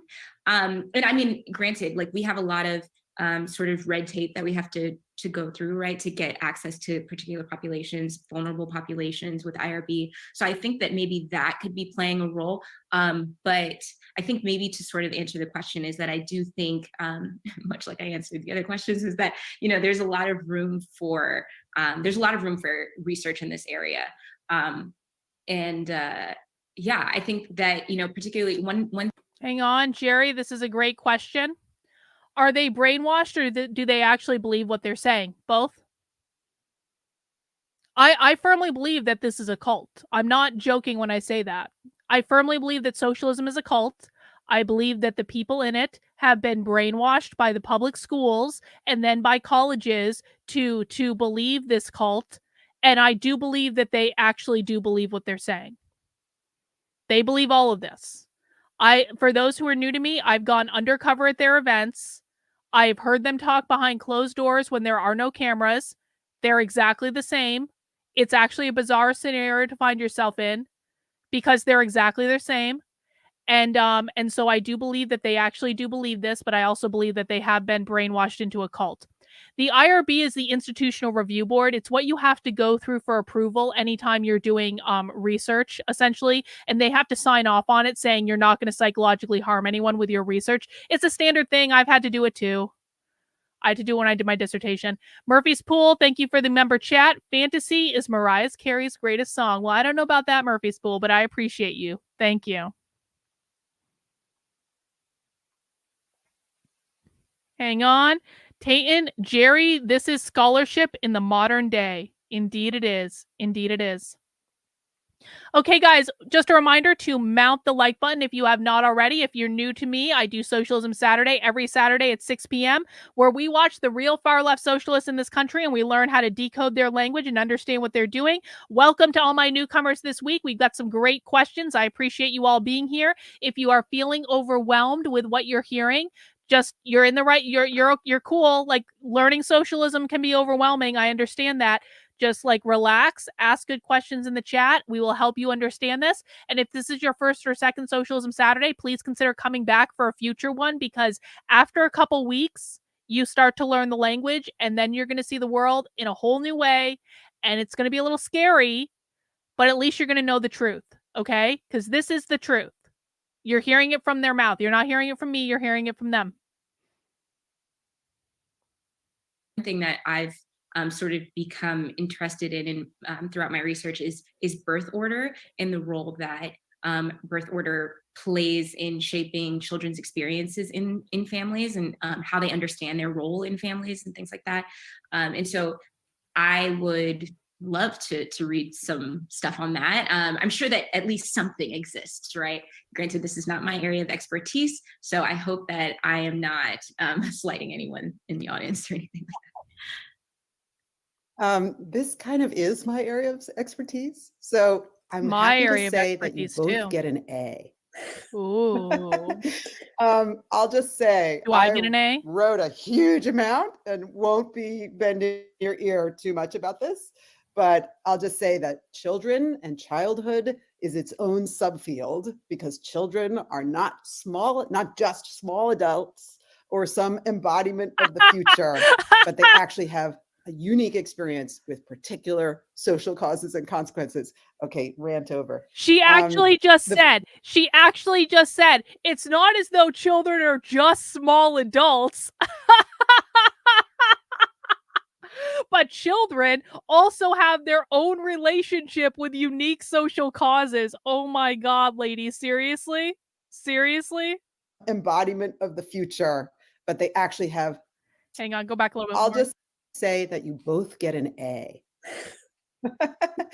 I'll just say, I wrote a huge amount and won't be bending your ear too much about this, but I'll just say that. Look at this. Look at this. Because children are not just small adults. They also have relationships with social like I've never actually heard one of them say it's not just that we consider them to be little adults. I have to laugh or I'm going to cry. Children and childhood is its own subfield because children are not just small adults or some embodiment of the future, but they actually have a unique experience with particular social causes and consequences. Okay, rant over. That field has like kind of three main arguments that counter what mainstream sociology, including in the social family, presumes. One is children are active social agents. Thank you, Ren. The other is don't worry. I marked it for a clip later. Don't worry. Jerry, thank you for the super chat. You are the best Saturday binge watch, and yet really this is kind of terrifying. It is a little terrifying. I understand, Jerry, because when I'm talking with normies, they speak like this and they don't know what it actually means, or do they? I mean, that's a good question. Some of them know what they're saying and some of them don't. But this is why it's so important to learn how to speak this language, Jerry, because when you learn how to speak socialist, you start seeing it pop up everywhere. Listen, me and my audience learned how to speak socialist by accident. We just started watching it all the time because it was interesting. And then I noticed that when I went out into the real world, everyone around me was speaking socialist in a way that I had never noticed before because I didn't know the language. I immersed myself in it. And then I started seeing the language show up everywhere, from like movies to commercials to someone at the store saying something socialist. And I was like, what the hell? You're talking socialist right now. Like I'm in the middle of an episode of Socialism Saturday. What's going on? So it's terrifying when you first learn it, but it's necessary to learn it because you do not understand how deeply this problem is embedded in our society until you learn how to spot the language showing up in the real world. Rottweiler said, normies and useful idiots are identifiable because they don't know the language and it shows. True believers are what we're seeing. They know the language and they know what it means. You will develop the ability, Jerry, and this is for everyone else too, you will develop the ability to discern who is a useful idiot and who is a true believer. And it's one of those things that you just have to watch it and you get like, it's like, it becomes, I can't describe it any differently other than to say, it becomes very clear who is a true believer and who is a useful idiot.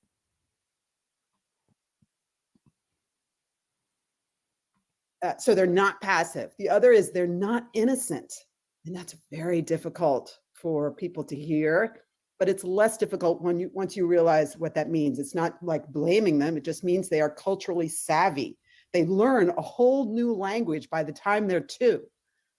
The third is with their, they're not universally the same. So the developmental model of like a 2-year like this, a 3-year like that, a 4-year like that, a 5-year like that, that's actually kind of suppressing a conversation about contexts that is deeply asociological. And we need to like bring back sociology to this. So that's a whole field. And that's, you could call that kind of critical childhood studies. There's lots of different names for it. But Barry Thorne, as Myra Faree is saying, is one of the primary early voices here saying what we're saying about women, they're passive objects of study that don't get to kind of contribute theoretically. We can also say that about children. And that, unfortunately, is still true. That Marbella's fabulous, brief content analysis of the articles is not wrong. Like they are mostly talking about childhood well-being, and it's mostly like things that affect children rather than children themselves affecting things. There are exceptions. I'm going to give you 4. First is Hyung Kwan on the children of immigrants negotiating their membership in everyday life. Michaela Musto works on how kids actively navigate class, race, and gender. Frieden Bloom on Black Boys in School. Renita. So many of them regurgitate this crap without considering what it means for themselves. They're in a cult. They've been indoctrinated into a cult. Do you guys think that cult members give careful consideration about what all this means? They've been brainwashed into a cult. Yeah, she is. Yeah, Ketanji Brown Jackson's definitely a socialist. Absolutely, 100%. Ray's work on the importance of siblings in the lives of young urban poor men and women. The list is actually getting longer. This is a tiny example, and maybe this is because I'm a perennial optimist. Ren, I'm sorry, your job maybe to be the pessimist here, but that it's the work is getting, like, there's more work coming about this and it's infiltrating. But I would say, Marbella, you're not wrong. The kind of dominant story is one of like well-being and affecting them. Yeah.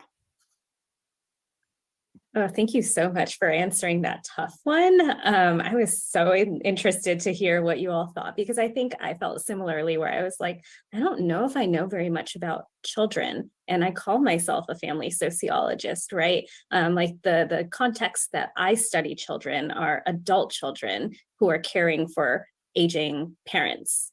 But thinking about younger children and how they're really active in families as well would be amazing.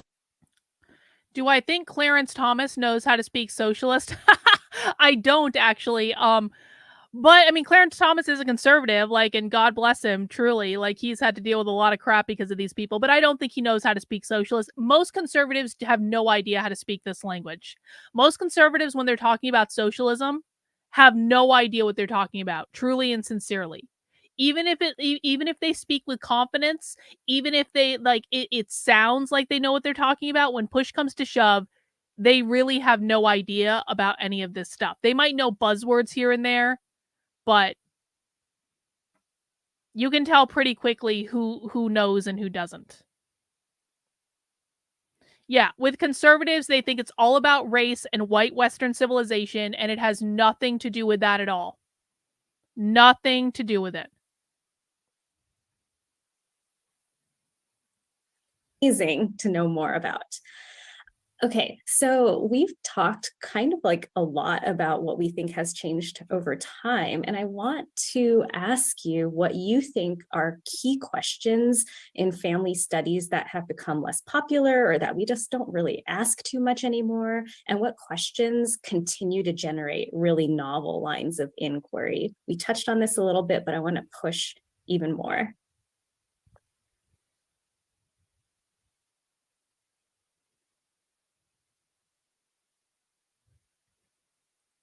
Hang on, got a super chat from Tayton. Conservatives would watch this and say, see, they want to set that's the other thing too, guys. This is not about sexualizing children. This is a really great point, Tayton. It's not about sexualizing children. It's about teaching children that gender is a performance. That's what they're trying to do. Drag Queen Story Hour is not about sexualizing children. It's not about grooming children. It is about teaching children that gender is a performance, that they can change at any time, that is completely fluid, that you can change gender just as easily as changing an outfit. That's what they're trying to do. That's how they're destabilizing the gender binary.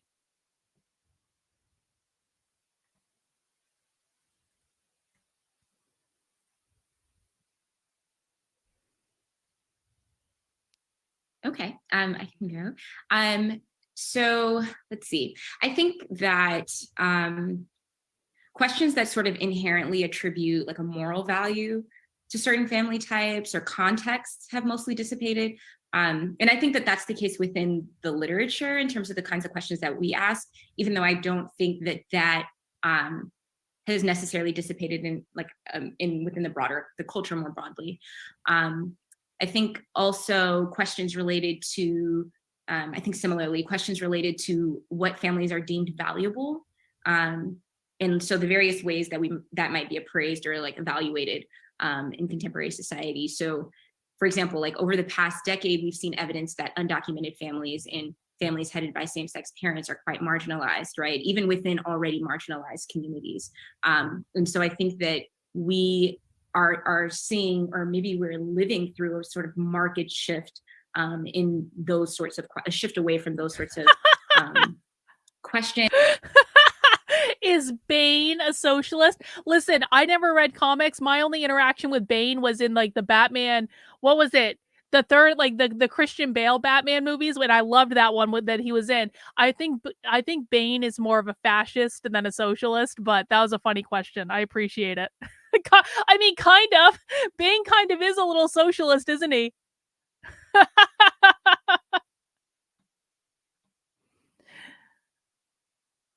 And maybe even like sort of declarations, questions that explore family at various intersections seem to be the ones that continue to generate novel lines of inquiry. So most of this work has focused on like master statuses, right? Like race, gender, and class. But I think there are many other social identities that people He did. He killed all the cops. People deem and experience as salient. Fair point. So perhaps along the lines of like nativity status, which we've seen some, growth in that area, health, housing status, religion. Some of these seem a bit conventional, but that was the list that I came up with off the top of my head. I haven't seen as much, I think, and also I think that this is because this is unfolding in real time, right? But things related to social media, and so I think research in this area is just beginning to emerge. But social media is highly influential in the lives of young parents and children. I'm sure that if you've gone out to a restaurant or been on a flight, you have seen this in action, and I think that some questions related to that would be quite novel.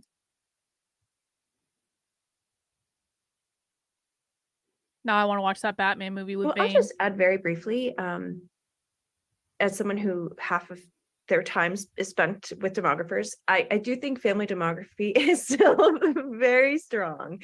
It's a lineage, right? And the lineage has some hiccups in terms of like, I don't know, the consequences of some of the research questions that were being asked previously. But I think that there is real value and continued value in just trying to understand the nature of family life. Hang on. This is not so. The reason you have no idea what they're talking about is because you haven't yet learned how to speak socialist. That is the purpose of these streams, is to teach you the language. They're not speaking word salad right now. I know it might seem like that if you don't understand their language, and that's not meant to be a put down. It's a different language. It's like learning how to speak French or Chinese or, whatever, like any other foreign language, right? So if you come to Socialism Saturday for a couple of weeks, or watch, what you need to do? Go watch the How to Speak Socialist video I have pinned to the top of my Twitter. It's literally in the pinned tweet on my Twitter. Go watch that and then come back to Socialism Saturday and you will understand them. If you want to learn, that's how you need to do it. But they are actually making sense right now. It's just that you haven't learned the language yet. But I'm happy to teach you if you want to learn.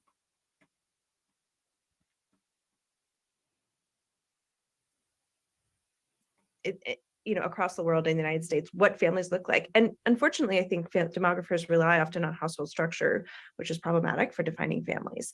And so, I think that there's novel ways of getting at that. I think that they are working on that to kind of push family demography forward. But, just looking in JMF, that's a huge portion of that journal. Is doing sort of these basic demographic questions, fertility questions, taking the other reproduction end of things. And so I think that that's something that's been there for a long time and something that will continue to generate novel inquiry. And the other thing, I had a hard time thinking about what was becoming less popular, but I will say I think something that's continued to sustain us is also gender inequality, since this is the topic of today, and the gender division of labor, which is right. So the AJS, this is really where it started, and this is where we still are. Still, wait, is this real, Akshay? Trump gave a verbatim copy of Bane's speech in a section of his did he really do that? Is that real? That's hilarious. If that actually happened, that's honestly one of the funniest things I've ever heard in my life. We are against socialism. We watch real socialists in order to understand them and to decode their language. So what sounds like word salad is no longer word salad. So if you want to learn their language and you want to learn how to beat them and you want to learn what they really mean, this is the place for you, bro. But you got to start off by learning the basics. Go watch that How to Speak Socialist video in my pinned tweet. I promise it'll be worth your time. Still trying to figure out what the heck's going on. Why are families still a site of gender oppression, and sometimes gender emancipation, but less so. So that's my answer. Gender emancipation. Wait. Great. I was talking to other people and I missed actually something important. Hang on. Family is still a site of gender oppression and sometimes gender, she said, emancipation. Pop quiz for the chat. Why is the nuclear family considered to be a site of gender oppression? Why is that? Why do socialists believe that the nuclear family is a site of gender oppression? Let me know your answers in the chat.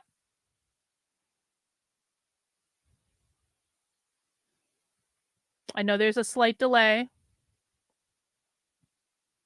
Because capitalism, oh, hang on, got a bunch in the exam. Because capitalism is oppressive? Yup, but how? How? Because oh God, you guys are sending in so many things. Because the gender binary, because the gender binary, which was created by capitalism, upholds the nuclear family. The nuclear family support, well, capitalism created the gender binary, which created the nuclear family. Women are forced into doing the roles of unpaid labor within the nuclear family. Women do unpaid child rearing and care roles. The men are the makers of money. The women are the baby maker, perpetuating capitalism. Because it upholds the gender binary, the nuclear family reinforces the gender binary. Capitalism has gender roles to reproduce capitalism. Yup, exactly. The nuclear family is oppressive to gender because it upholds the gender binary. The far left believes that they will only achieve gender equity when the gender binary is abolished. That means abolishing all men and abolishing all women. The left is not specifically targeting men. The left is not specifically targeting women. They want to get rid of all of them. They want the world to be non-binary. That's what non-binary means. It means outside of the binary. The binary being men and women. Okay? So they believe that the family is a site of gender oppression because the family reinforces the gender binary. We're glad you made it, Chris. Hopefully, guys, just so you know, in addition to Socialism Saturday, which is every Saturday at 6 p.m., I also stream Monday through Friday at 5 p.m. We don't watch this hardcore stuff, but we do watch a lot of this stuff during the week, so feel free to stop by anytime. We're usually watching something like this, but the really good stuff we save for Socialism Saturday, because that's like the flagship show. Gender oppression, and sometimes gender emancipation, but less so. So that's my answer there. Great. This is really great. Okay, so in my view, less popular, I think like the effect of cohabitation, the effect of childcare, the effect of divorce on children. Those are kind of questions that we don't really hear a lot so much anymore, but I agree they still are alive in some popular domains. Questions that continue to find novel inquiry I had fun with. Hang on. Coaster Trek says, do they believe previous socialist countries never worked correctly because they still had nuclear families? No, they believe that previous socialist countries never worked because they were developed in third world countries. So they really do believe it'll be different this time. They believe that socialism will totally work once it takes root in the United States, because the United States is not a third world country. We've heard them say this. It only didn't work in those other countries because they were third world countries and they weren't developed enough yet in order to properly sustain socialism. So that's why. And no, they're not going to move to any of those countries because they want to bring socialism here. Maybe we should. We are doing movie night tomorrow at 8 p.m. We do movie night every Sunday at 8 p.m. So maybe we should watch that Batman movie. We're watching Dangerous Beauty tomorrow, though, because it's about Venetian horrors, and I've been looking forward to it for a while. So, but maybe we will, Jerry. Maybe we will. Exactly. Socialism can, the argument now is that real socialism has never been tried because socialism needs to be implemented in a developed country in order to work, essentially. So I was thinking about, like, how does the state enforce, impede, foster families, and how do family members respond? That got me to, like, Paige Sweet, thinking about gender-based violence. It got me to Dorothy Roberts and the child protective system. It got me to Joanna Drebbe and immigrant families, and of course Tay Meadow, who I've already mentioned. So that was kind of fun. That's I think still that's has long roots and is still something that is driving people's inquiry. I think for the demographers in the audience, of which I am not one, but I am, I understand that this is their field in some kind of core way. So there's a lot of interest in the family and in demography and demographers, and here's my call for you. So the whole age of independence, the new life stage that has been identified by a number of different people. Hang on. As I just explained, this will never, ever, ever, ever, ever happen. They do not want to go and live in a socialist country because they don't believe that real socialism can develop and thrive in an underdeveloped country. They want it here. They only want it here. They are like, you guys have got to stop making this argument, truly. Like, it sounds ridiculous to the left every time you guys make this argument because they don't want to do it there. They want to do it here. That's the whole point.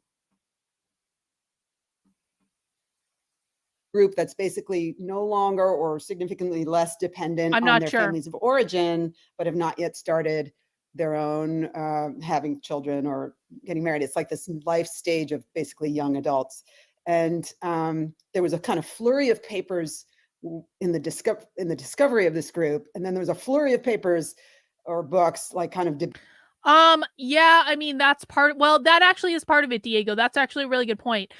Diego asked Carlin, they also say socialism doesn't work in countries like Venezuela and Cuba because the US has a blockade on them. So let's think about that for a second. Their argument is that socialism doesn't work in places like Venezuela and Cuba because the evil capitalist oppressors in the United States put a blockade on them. They literally believe that socialism cannot work in Venezuela and Cuba because the United States are capitalist oppressors. So that goes right along with what we know about them, right? They don't talk about the Nordic countries. They don't consider that to be real socialism. Debating their living situation theme, that's like the accordion families, the boomerang kids, in Italy, they apparently call them bamboccioni, which I guess means big babies, that kind of thing. So those are kind of two things, but I actually feel like this is we need more on this group. There's a lot of kind of implications of this group.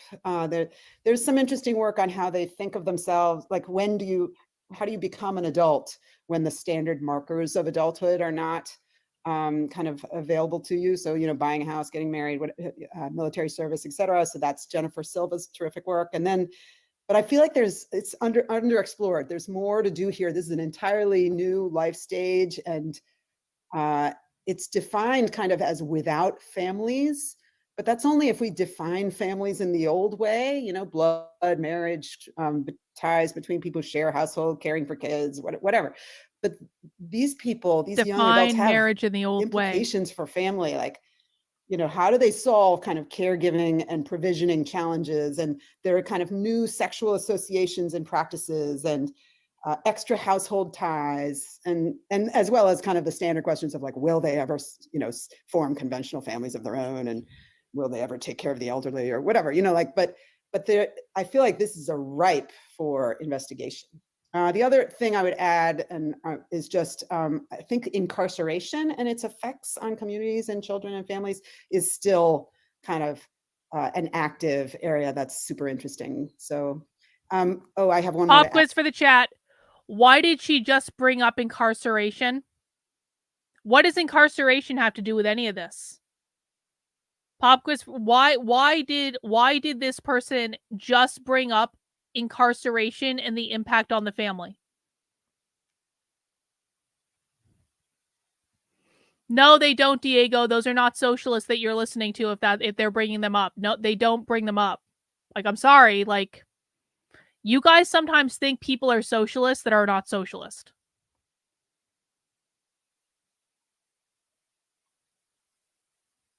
They brought up incarceration because police are like slaveholders. Police are the managers of private property. Police protect private property. What do socialists want to do in regards to the police and prisons? Because they want to abolish everything?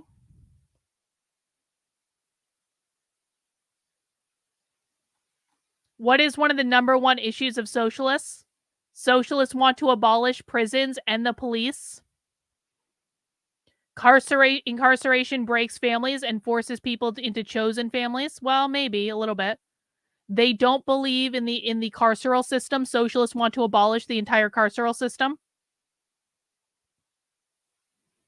They want to abolish the police. This is where defunding the police comes from. They want to abolish the police, defund the police, do away with the police, abolish all prisons. That's why they're bringing it up. And in their new utopia, this is correct, Elizabeth, in their Marxist utopia, there will be no crime because everyone will have what they need, and they really do believe this. They teach this to kids. When we have equity, everyone will have what they need, and there will be no crime. And if there's no crime, we don't need the police. They want to abolish police in the prisons. No police, no prisons. Exactly. Prisons are an industry in capitalism. Exactly. Police uphold private property rights. Well done. Sorry. The ties between the work world and the family, that's actually really moved since I started, or I don't know, even well beyond that. Like, so yes, division of household labor and the impact and, juggling and balancing and all that, but also like thinking about trends in the work world and how it affects families. So with the rise of insecurity, the rise of schedule uncertainty, and the rise of unemployment, like those have powerful effects. Yes, this is correct, Maldi. Inequity is the root of all crimes. What is inequity? Inequity is a reference to private property ownership, and it means that some people have more private property than other people.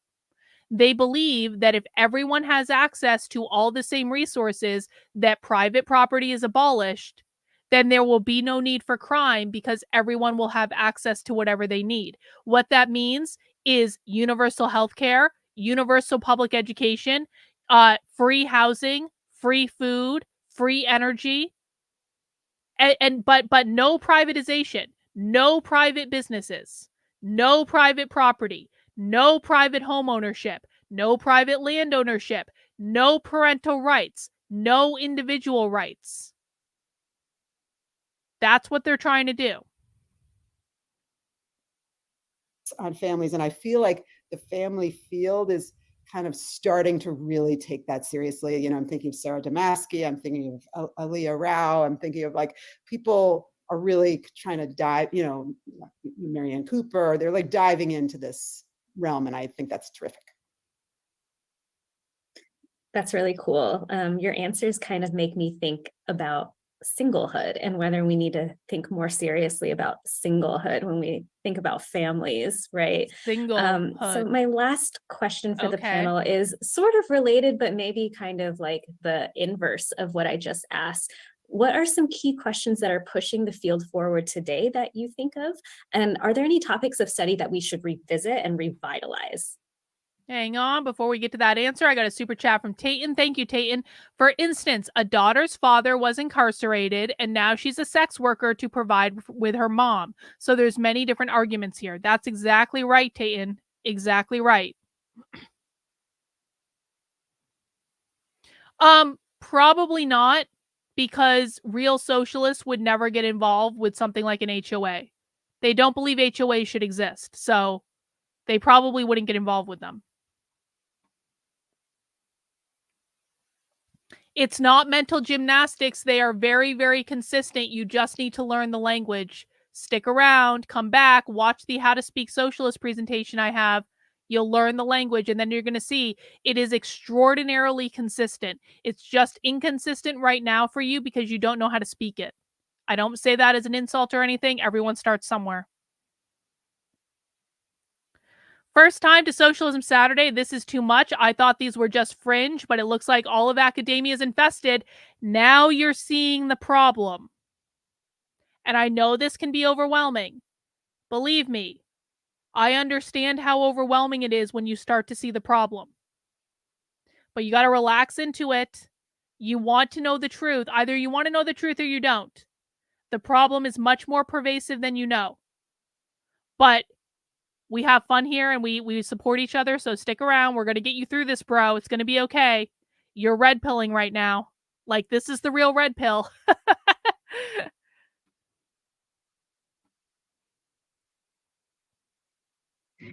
So I know Kristen wants to maybe get to the Q&A, so I'll be fast.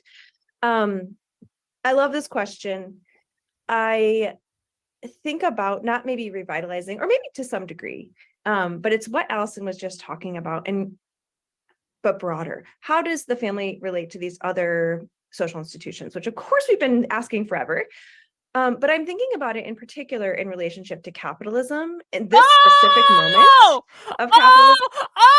We got our first capitalism. We got our capitalism. I know we didn't vote on who was going to say capitalism first, but that is a nice game we do on this channel for people who are new. We wait for them to say capitalism. We got our first capitalism of the night. But I'm thinking about it in particular in relationship to capitalism, in this specific moment of capitalism, of this specific moment of patriarchy, of this specific moment of trans, et cetera, et cetera, et cetera. We're going to go back and listen to what she said. Yes. Yes. We found Waldo.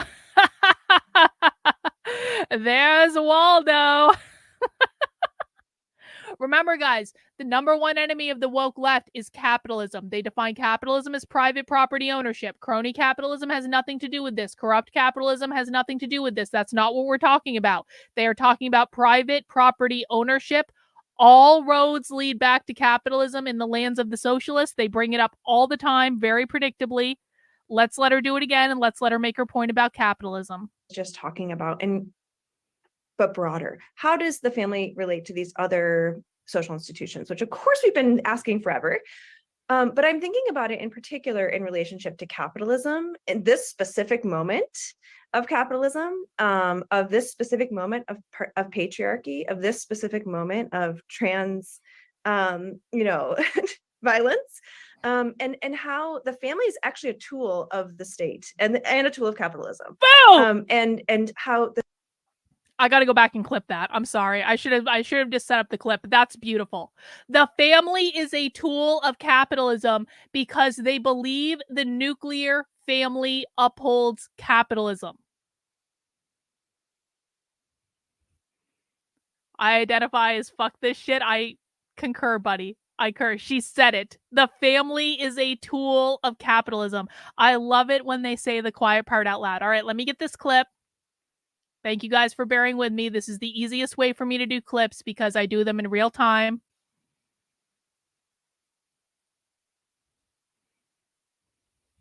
About not maybe revitalizing, or maybe to some degree, but it's what Allison was just talking about, but broader. How does the family relate to these other social institutions, which of course we've been asking forever. But I'm thinking about it in particular in relationship to capitalism in this specific moment of capitalism, of this specific moment of patriarchy, of this specific moment of trans, violence, and how the family is actually a tool of the state and a tool of capitalism, and how the family can actually be a source of emancipation from those forces of oppression, and the family can also be a site of oppression. And I think that like the more the family sociology can continue to reckon with the fact that the site of the family is both emancipatory and oppressive, the better and more complex we will be as a field, and in particular. Okay, that's all I need. That was beautiful. It's so beautiful. It was so great. Let me just make sure that clip saves, guys. Hang on one sec, please. All right. Thank you, University of Chicago. We appreciate you for saying the quiet part out loud, University of Chicago. Was that good for everyone? That was so good for me. I'm thinking about one piece that I'm very interested in, so it's completely self-driven here, and that is around estrangement and family damage. And I don't feel that we as a field do enough to point out the ways in which the family is deeply harmful. And part of that is, there's good reasons that we don't do that. In part, it can be used for harmful, ends. But I really do think that we should continue this reckoning. To Allison's point, I do think the sort of particular moment of the emerging adult, that is like a site of emancipation for young adults, and sometimes estrangement for young adults, and a rejection of the family of origin. And we also see, in particular, this latest generation kind of rejecting other family norms too. So I really think as we're moving forward in the field, and we should be paying more attention to that. Again, this is something I'm just so fascinated with, in terms of estrangement and the negative, kind of the negative side of our family ties. Yes, so I'll be very brief. And I think really just sort of building on what Allison and Ren have already said, I think that sort of topics related to how institutional structures stratify not only like family experiences, but also the formation of families is still a really underdeveloped area of research. And don't everybody dive in all at once, because it's just, there are still things that I want to publish in this area. But I do think that, understanding, one, like taking sort of what has been established demographically, right, in the aggregate, and exploring sort of qualitatively how folks are thinking through like these emerging adults, like how they're thinking through their aspirations and expectations, and also like what barriers they might be encountering to bringing those goals to fruition. Because I think that now, as some of like Andrew Sherlin's work and things like that have pointed out, that young adults have sort of a slew of adulthood options available to them, and yet many of these options require sort of like a whole focus, or are very like gooey, don't start, right? So thinking okay? about education and work and also family, it sometimes becomes difficult, I think, for young adults to reconcile the sort of tensions between these.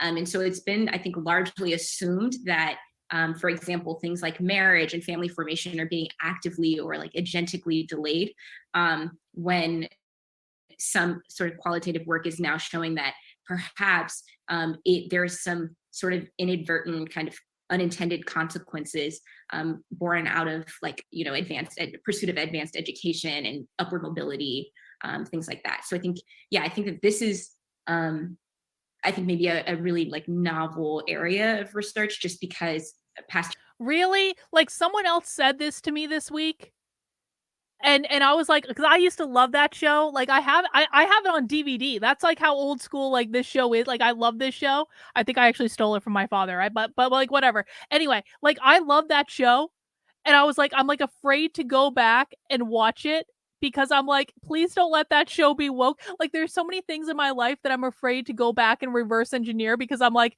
don't let it be woke. Please just let it not be woke. Please just let it not be woke. I don't want to hear socialist in John Adams. I loved John Adams. I don't want to ruin it. Generations were not not that they weren't like going to college, right? And of course that's, you know, that's a really charged statement because some folks were not. But I think that now that our economy is sort of mandating or like necessitating upward mobility in a way that was not previously the case. Upward mobility means capitalism. I love that answer because my grad student is studying how student loan debt is affecting how couples make all kinds of decisions. So I'm glad that you think that that's a great way to move forward. I'll let her know. Allison? Super important. Yeah. I'm laughing because I also wrote estrangement as something that I think is really interesting. Part of the kind of what happens when bonds become more emotional, more intense, and more fragile. And what happens in part is estrangement. The other thing I was thinking that we need to think about more is about technology, but not just kind of, you know, digital dating or even social media for me, but also surveillance, and particularly surveillance, what happens when there's no privacy for youth or children? What happens to LGBTQ youth? What happens when there's no privacy for youth? Does anyone know why the state of California, the Attorney General of California, is currently suing a school district in California? I think it's like Chino. Is that what it is? The Attorney General of California is currently suing a school district in California because the school district wants to tell parents what names and pronouns their kids are identifying as, but the Attorney General of California is suing that school district because the Attorney General said that children have privacy rights under the state constitution. It is the Chino School District. Yeah. So what did she just say? What did she just say? That this all has to do, I'll go back a little bit, we can see. What happens when there's no privacy for youth or children? What happens to LGBTQ? This is literally right now the reason that the Attorney General of California is suing the Chino School District is over this exact question of children's privacy from their own parents. Every attack on parental rights that you guys see is coming from far left radical revolutionary socialists who have infiltrated the institutions and now are using the institutions to create laws and policies to socially engineer our society to push everyone towards the Marxist revolution. This is what this looks like. It's not loud. It's quiet. It's not a giant protest. It's not crazy-haired people. It's not people with pink hair holding fists up and screaming at people. This is what the socialist revolution actually looks like, guys. Right here.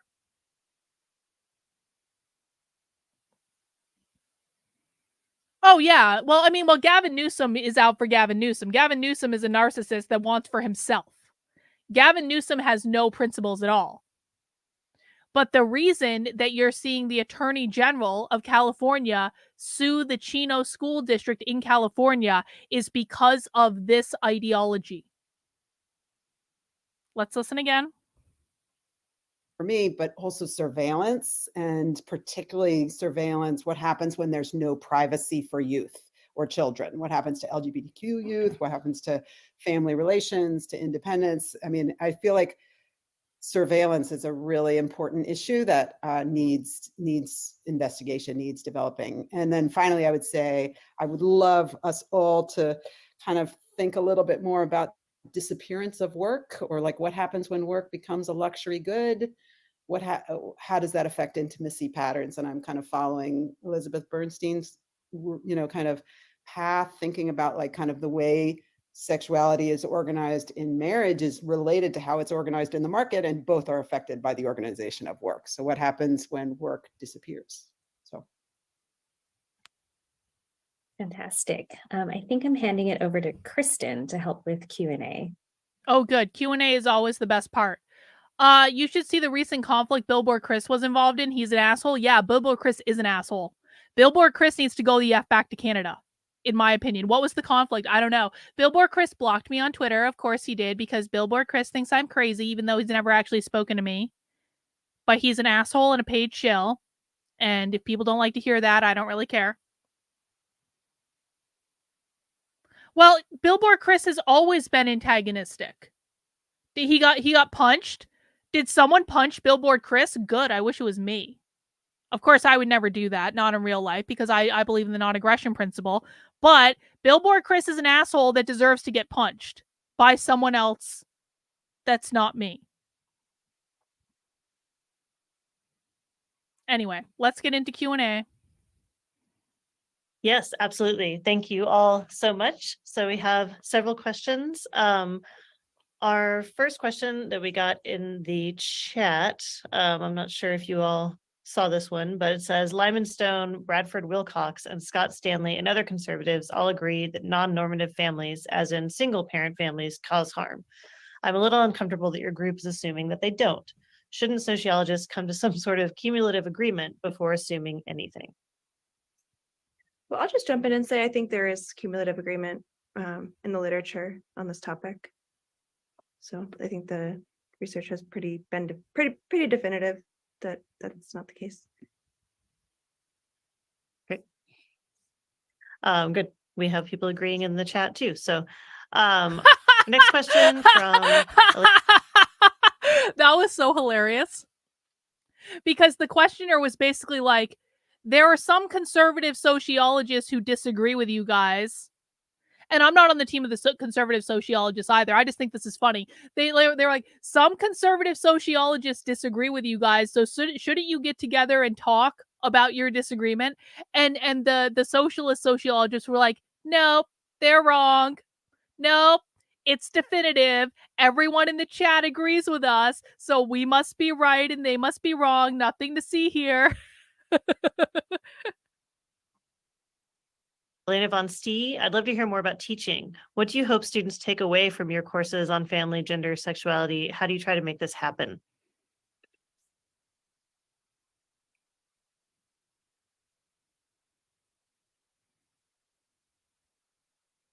She has a Barbie in her office. I mean, am I allowed to jump in? Of course you are. Okay, so I mostly teach stratification classes currently at USC, and this is kind of echoing what I think Rin brought up about families kind of being sites of reproduction of oppression and reproduction of inequality. And families are sites of reproduction and oppression and reproduction of inequality. They're saying it again. When I teach stratification, I teach how families are vehicles for class reproduction. They're vehicles for helping children achieve certain levels of education. That's where parents are investing income and wealth into their kids and helping them develop cultural capital and things like that. So I guess maybe I also have a little bit of a pessimistic take on like what good are families for? Families are real great at helping us maintain an unequal and stratified society. Isn't that amazing? Aren't you guys happy to know that the professor at USC is teaching classes in which they're talking about families reproducing inequality in society?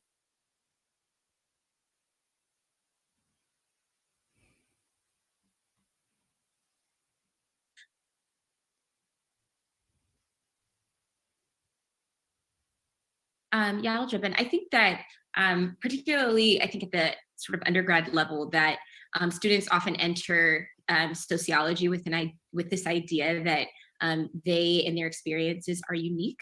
And so really, I think the goal is sort of helping them to understand that, one, there's a diversity in familial experience. If you understood Billboard Chris like I understood Billboard Chris, you would agree with the punching. Trust me. You would agree. Like, I won't go into a whole rant right now. I'll do that later in my drama stream. But if you guys understood the level to which conservative influencers have effed us all over, completely and totally effed us all over, with their grifting bullshit, believe me, you would be okay with them getting punched. You really would be. They deserve it. Conservative influencers have done more damage to fighting back against these people in any real way than most people understand. This is right, but that also sort of like what we were getting at in the initial questions, that that we're trying to sort of disrupt this sort of hierarchy that's become inherent in how we, particularly in the United States, understand and value families. And I think also to just echo Jacqueline's point, that while families are stratified, they also stratify, right? And so thinking about like capital and things like that, and the roles that parents play in, maybe not just parents, families generally play in the reproduction of inequality, I think is really important for students to kind of walk away with. I could think what I do is my whole goal is to try, well, besides try to make them all sociology majors, my whole goal is to just broaden. So I feel like they come in thinking they know, like, because they know their particular family situation. And I just try and say, see how the market is involved here, or see how, a family in, Uganda is a little different, is different in these ways. How might we explain that? Like I just try and really kind of break them out of their, kind of what they walk in with. And then I also, in almost every class, talk about intimacy, especially among college students. Hang on. I think Hang on.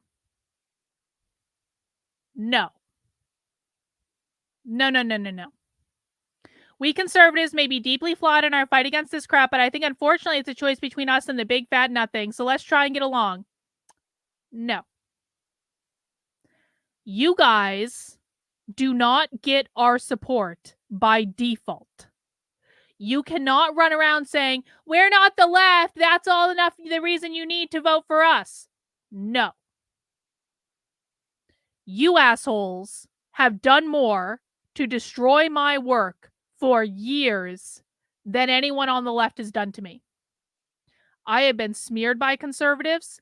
I have been defamed by conservatives. Conservatives have doxed me. Conservatives have doxed my friends. All the death threats I get are from conservatives. Every single bullshit thing that I have ever had to deal with on the internet has come from conservatives.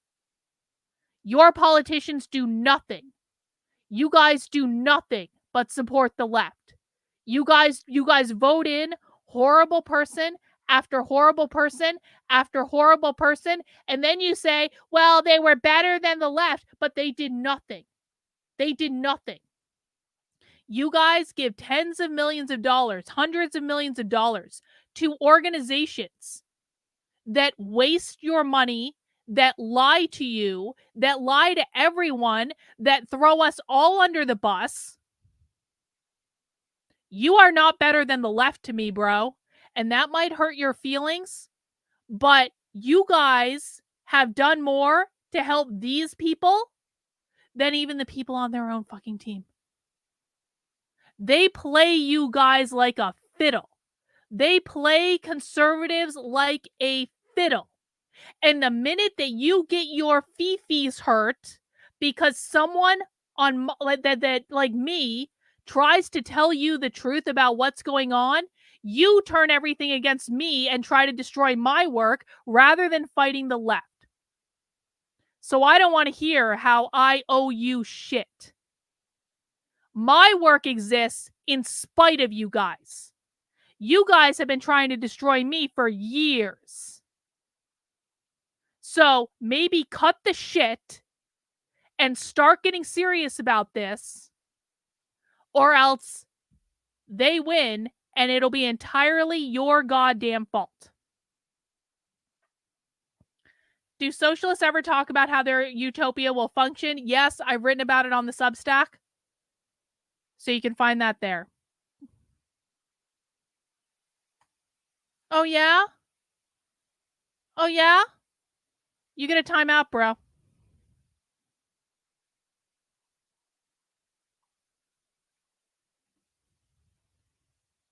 A, they care about it, but B, there's so much good work, and I want them to kind of think about the water that they're swimming in critically. All three of those are fabulous. I don't have a ton to add except to say, I've been doing stuff like this for 3 years now. Literally like this for 3 years. If you go to my Substack, I have broken more stories and exposed more of what's going on the far left than pretty much anyone on the internet. So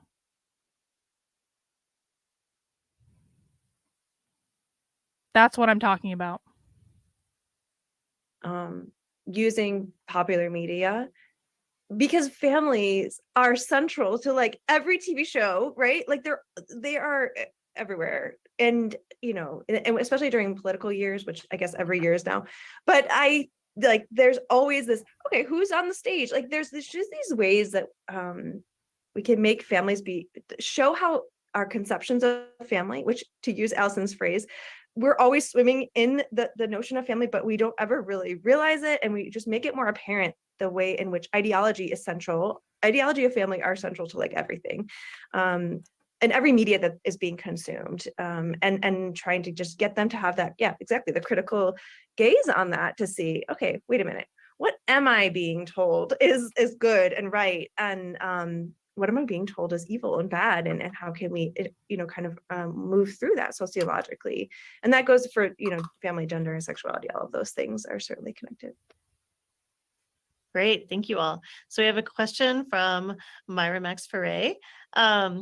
How does the transnational context of family matter? Can we stop dividing public and private and ask more about citizenship and family dynamics as including and excluding, for example? What makes a red flag, and how are adoptions and surrogacy managed politically, for examples? This is not me answering, but this is saying, can Myra unmute herself and just answer that question for us? Thank you. No, I'm kidding.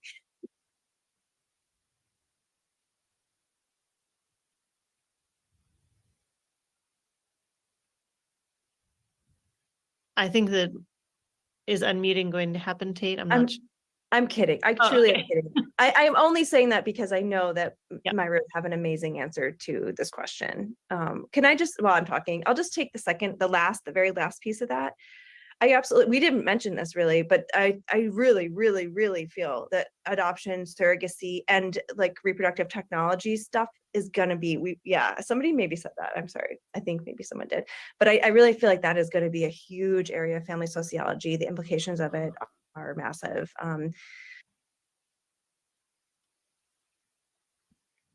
We have just been introduced to how they're going to actually replace the nuclear family. Let's go back. I really, really feel that adoption, surrogacy, and reproductive technology are going to be areas of focus for sociology. What did I tell you guys earlier? That what they want to do is have all kids born via surrogacy. Just like in Brave New World, just like in 1980, well, they were trying to do it in 1984. They weren't quite there yet. Just like in Logan's Run, just like in The Giver. Because if you can get rid of biological kinship, then that will get rid of the nuclear family. They want all children raised as property of the state. They want all children raised by the collective. So now what did she just say? We'll listen again. To this question. Can I just, while I'm talking, I'll just take the very last piece of that. We didn't mention this really, but I really, really, really feel that adoption, surrogacy, and like reproductive technology stuff is gonna be, somebody maybe said that, I'm sorry. I think maybe someone did, but I really feel like that is gonna be a huge area of family sociology. The implications of it are massive. I think there also is a strong anti-adoption movement brewing. from former adoptees in particular. And that needs, if someone in the audience, if you're, That's thinking of interesting. beginning your career, one of the questions was, I think, so how do I start a, research question? There's one for you, like just looking at the, so anti-adoption movement, I just think is a really, there's a lot that's going to be there.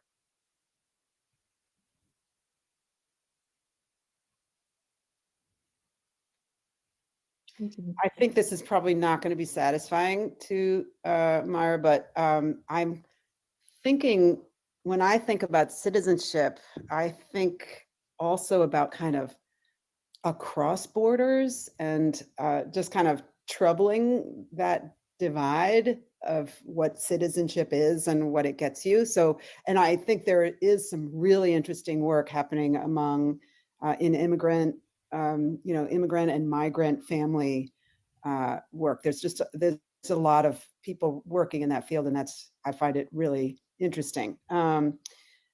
Speaking with my childhood hat on, there's also some really interesting kind of debates about, or not debates, but movement happening, kind of giving children additional political rights that they currently are, kind of prohibited in most places. So in some places they can vote. Giving children more political rights, including the right to vote. Golly gee, why might socialists want to do that? Oh, wait, I'll answer. Because children, before their brain has fully developed, have an innate sense of fairness and justice. And one of the ways that they teach this stuff in K through 12 schools, and they teach it starting in kindergarten or pre-K, is they play off of children's innate sense of fairness and justice. They say to kids, look, you have more stuff than Johnny down the street. Do you think that's fair? And the kids go, no, that's not fair. Johnny down the street should have the same thing as all of us. And they say, that's right. Johnny should have the same thing as you. And that's why we need equity, because equity means that everyone will have access to the same things. Doesn't that sound good? And the children go, yeah, that sounds good. And then they say, what if Johnny needs 2 cheeseburgers in order to feel full after dinner, but you only need 1 cheeseburger to feel good after dinner? Is it fair that Johnny should only get 1 cheeseburger when he needs 2 cheeseburgers to feel full, whereas you feel full after 1? And the kids go, no, that's not fair. Johnny should get everything he needs. And the teacher goes, that's right. From each according to their ability, to each according to their need, which is Marx. That means that it's only fair for Johnny to get everything that Johnny needs, which is 2 cheeseburgers, and you get 1 cheeseburger because you only need 1 cheeseburger to feel full. That's a literal lesson, by the way. I didn't just make that up. That was literally a classroom lesson that I saw about how they taught kids about equity. The reason they want more kids involved in the political process is because they are teaching those kids in school that equity is the only way to get a fair society.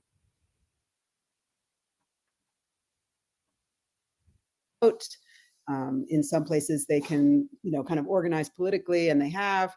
And I think that's super interesting. Like, how do families kind of intersect with children's political rights? And anyway, yeah. So I'm intersecting with that question probably a little differently than she wants, but I kind of think about citizenship, kind of criticizing the category, and then thinking about children. Those are my kind of 2 contributions. Okay, I think that I too am going to, or am a bit challenged by this question. But I do think that there has been, and likely will be in the coming years, increasing research in this area concerning citizenship. And I'm thinking about like some recent work on mixed status families and things like that. And I think that and children who are citizens of the United States but have parents who are not, and the implications that has had on and will continue to have on their experiences, as well as the sort of, and I think that this has mostly been in the popular press, but I've read stories about the sort of American families that are housing these children and what that experience is like. So sort of like a mixed status non-family. And I find that particularly interesting. I think that there was, and I can't remember who published it, but I know that I saw that in the title that there was a recent publication in JMF on, I want to say white parents who adopted Black children. And I may be getting that backwards. But I think, seeing the conversation about adoption is one that I think is growing quite tumultuous, as Rin was saying. But, these like mixed race families, I think I find pretty interesting. So yeah, I know that I'm not doing great at responding to that, but that's sort of what comes up. Yeah, I mean, I think that's really great. And, I would point also to Sharmila. As a reminder, whiteness doesn't mean skin color. It means capitalism. It means beneficiary of capitalism. You don't even need to have white skin in order to be considered white under this ideology. Papa's work on surrogacy in India.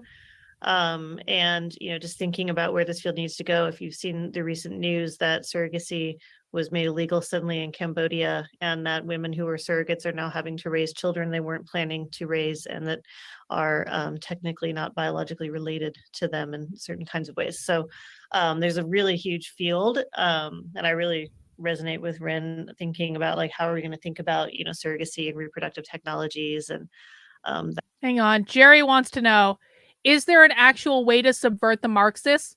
Yes. Learn their language. These people hate me.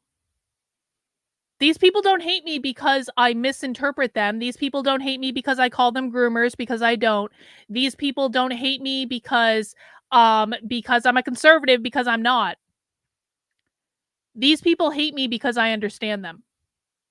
These people hate me because I explain to people what they're talking about and I show people what they're doing. They hate it when people understand them. They hate it so much. This is why they preemptively banned me from their events. They say, don't even bother showing up. I'm not disruptive when I go to events. I just sit there and I listen and I record them and what they're saying. But they are terrified of people understanding what they actually mean and what they're doing and what their language means. So the very first thing that people need to do is to understand them. That's what needs to happen. No, I've never gotten a death threat from socialists. I only get death threats from conservatives. That is the truth. The very best thing that you guys can do if you want to subvert them is to get as many people as possible to get them to come and learn the language with us. I'm not trying to be a smartass. I don't charge money for this, so I'm not making any money off of it unless you guys want to pay me, right? Which you can do at carlin.substack.com. Sign up for $8 a month or $80 a year. Fund my work. I really appreciate it. I can't do it without people funding my work. But, like, if people just come and listen, I don't make any money off of it, right? But I really do believe that learning the language is the very best thing that we can do to subvert them. And if we can get enough people to learn the language, then we can become more actionable in what we're doing.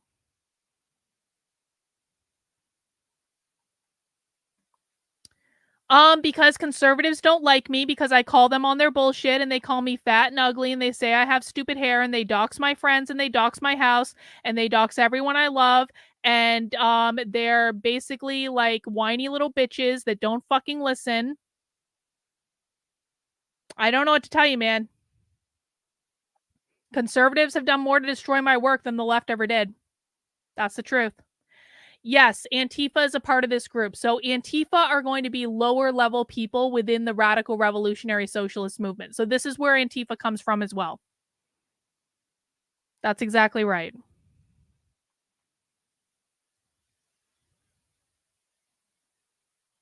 That in the future. So if you have a question, please put it in chat. I will go to the last question that we have in there that says, thank you so much for the discussion. I'm interested in young siblings of disabled people. Are there any recommendations for literature in this specific area? I mean, that's a pretty specific, maybe you know something, but I think this goes to how do you form a research question too? So maybe we can make it a little more broad about, how do you go about getting started in the sociology of family, which can be kind of a daunting literature, even though I think you've all opened up so many questions. Can I just say, I think, I mean, the sibling literature is underdeveloped for sure, as has been mentioned in general. So I don't know anything off the top of my head. I'm sure, hopefully my panelists are better at this than I am at thinking of things, but I think this just in general, like thinking about siblings, especially with this goes back to the demography of family structure, right? So we see like people are having way fewer children, and that changes sibling dynamics. It changes like how we grow up with or without siblings, the rise of the singleton child, for example. And so I just think, if you're interested in the sort of siblings and the sibling dynamics, just going into the main journals and reading those articles and seeing what comes up. And often, as we are made to do, we write, what is next? What did I not, wasn't I able to do in this article that I would have liked to do? It's all in that last, section, and you read that and you say, oh yeah, this is a good idea. And you contact the person who wrote the article and, and you ask them about it. I think it's really good. Thank you, Chrissy. I appreciate that. Doing work that you really admire and want to do in your area. That's my advice.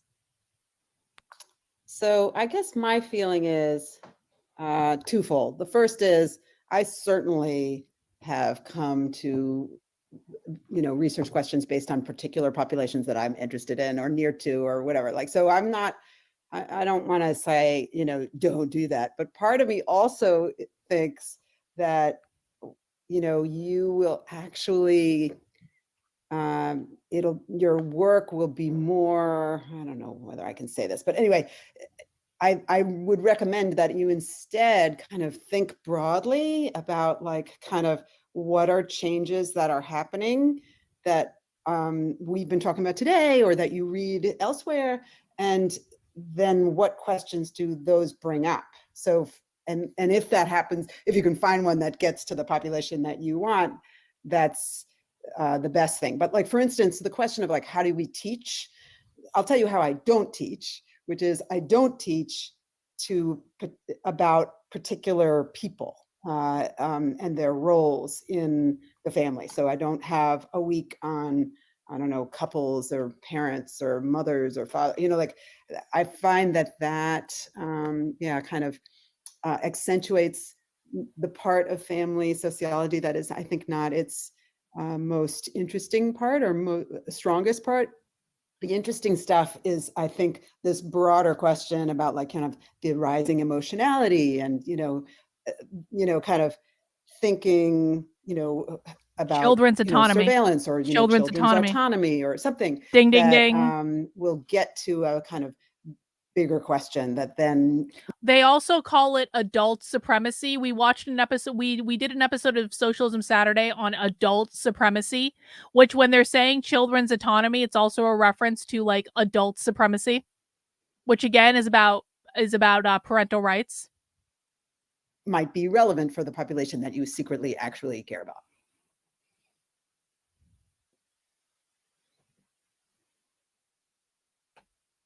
Great.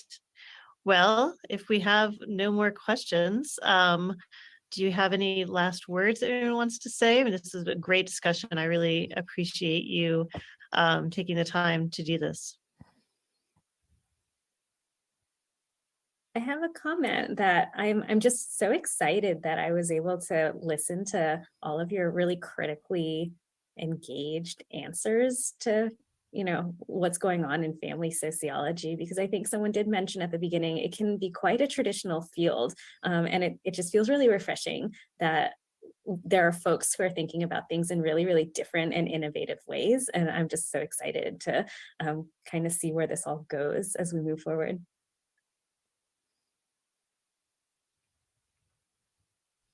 Fantastic. So as the director of the center, I'll say this is the first of our series. So you will all get a note about the next two. So on February 6th, we have the sociology of work. All right. Through an intersectional lens. The sociology of work. What that means is it's an anti-work movement because socialists want to abolish all work. So anything you see about the sociology of work is going to be more about work sucking and being unfair and the evils of capitalism, et cetera, et cetera, et cetera. I don't know what the other one is, but that's done, guys. It only took us 2 hours and 43 minutes to get through an hour-long presentation. But I gotta say, this has been one of the smoothest Socialism Saturdays I've had in a while. I want to thank everyone who showed up. I want to do a special shout out to all the newbies who made it until the very end. There was no screaming match this week. That was pretty great. There was no conservative hullabaloo. Like, for people who are new, there's usually some conservative nonsense going on in the chat where they are causing all sorts of like disruption and stuff like that. There was none of that. Everyone was on point. Everyone was asking good questions. This has been, honestly, it's a little bit restored my faith in humanity because I was tired of having to yell at people in my chat for behaving like 4-year-olds. So thank you all for a great night. I think we learned a lot tonight. There's a lot of really great moments in this one. So that's all we have for tonight, guys. That is the end of Socialism Saturday. Again, I do this every Saturday at 6 p.m. So come and watch Real Socialist with me. I also do stream Monday through Friday during the week. We're kind of starting to teeter up to like Real Socialism, basically 6 days a week now. But there's so many things we need to watch. I have a whole I've been going into the bowels of YouTube lately and finding all of these presentations I want to watch. And so we're going to be doing a lot of stuff. So Monday through Friday, 5 p.m. Socialism Saturday with the really hardcore stuff at 6 p.m. Come and watch. The more you watch, the faster you will learn the language. Are there any spy streams coming up? Yes, there is, Stony Baloney. Spy streams are when we go into a live woke presentation and I stream their private trainings live on the internet. There will be one coming up this week. I am not going to tell you. It's going to be on Tuesday. It's going to be on Tuesday, round about 6 p.m. Eastern time. Now, spy streams are supporter only. I'm in Eastern time zone, Chris. So Eastern time, 5 p.m. Eastern time, 6 p.m. on Saturdays. On Tuesday, around about 6 p.m., we're going to be doing a supporter-only spy stream. We're going inside a live presentation of one of these Black Lives Matter School of Action stuff. Oh, we have the video of the one in Seattle. We have it. And we're going to watch it this week. So we're going to watch that one too. That was one. I tried to do the spy stream on Thursday, but they made me and they kicked me out of it. But that's okay because we have the video anyway, because of course we do. Haha, too bad, so sad. So the only way to get access to Spy Stream is to become a supporter of my work because they are supporter-only exclusives. And you do that by heading over to the Substack, Carlyn, KARLYN.substack.com, signing up for email updates, signing up for $8 a month, $80 a year. You can, of course, sign up for free, which I encourage everyone to do. There is a lot of free stuff available on my Substack. But if you want the really good stuff and you want to fund the work and keep me in business, then sign up for the paid support. Now, tomorrow, I will be sending out an email that looks like this. It won't be this email because this was last week's email. I'm going to send it out for tomorrow. It's a new email. What is going to be in this email is access to the 2 Zoom calls that I do with my supporter every single week. It's going to be access to the supporter Discord. And to Sassy's question, we are watching one of my favorite movies for movie night tomorrow at 8 p.m. called Dangerous Beauty. It's about Venetian whores. For the ladies, it's a romance. For the gentlemen, there's lots of sex and nudity and sword fighting and manly things and stuff like that. This movie has something for everyone. And so come and join us in the supporter Discord tomorrow at 8 p.m. And I hope you guys will enjoy the movie. It's going to be great. Thank you, Bill, for the super chat. This presentation has been an absolute Fort Knox. Thank you. I appreciate that. And then Queen Beth in with the 10 channel memberships. Seawolf got one. Lone Falcon, Fender Bean, Worms Poop. Eric got one. Let's see. Susan Moon, Gray Lulls, Mr. Poops, Lisa Jean. Gray Lulls, I saw you over on Hormaxer's stream. So I'm glad you're secretly watching me, I guess. Yep.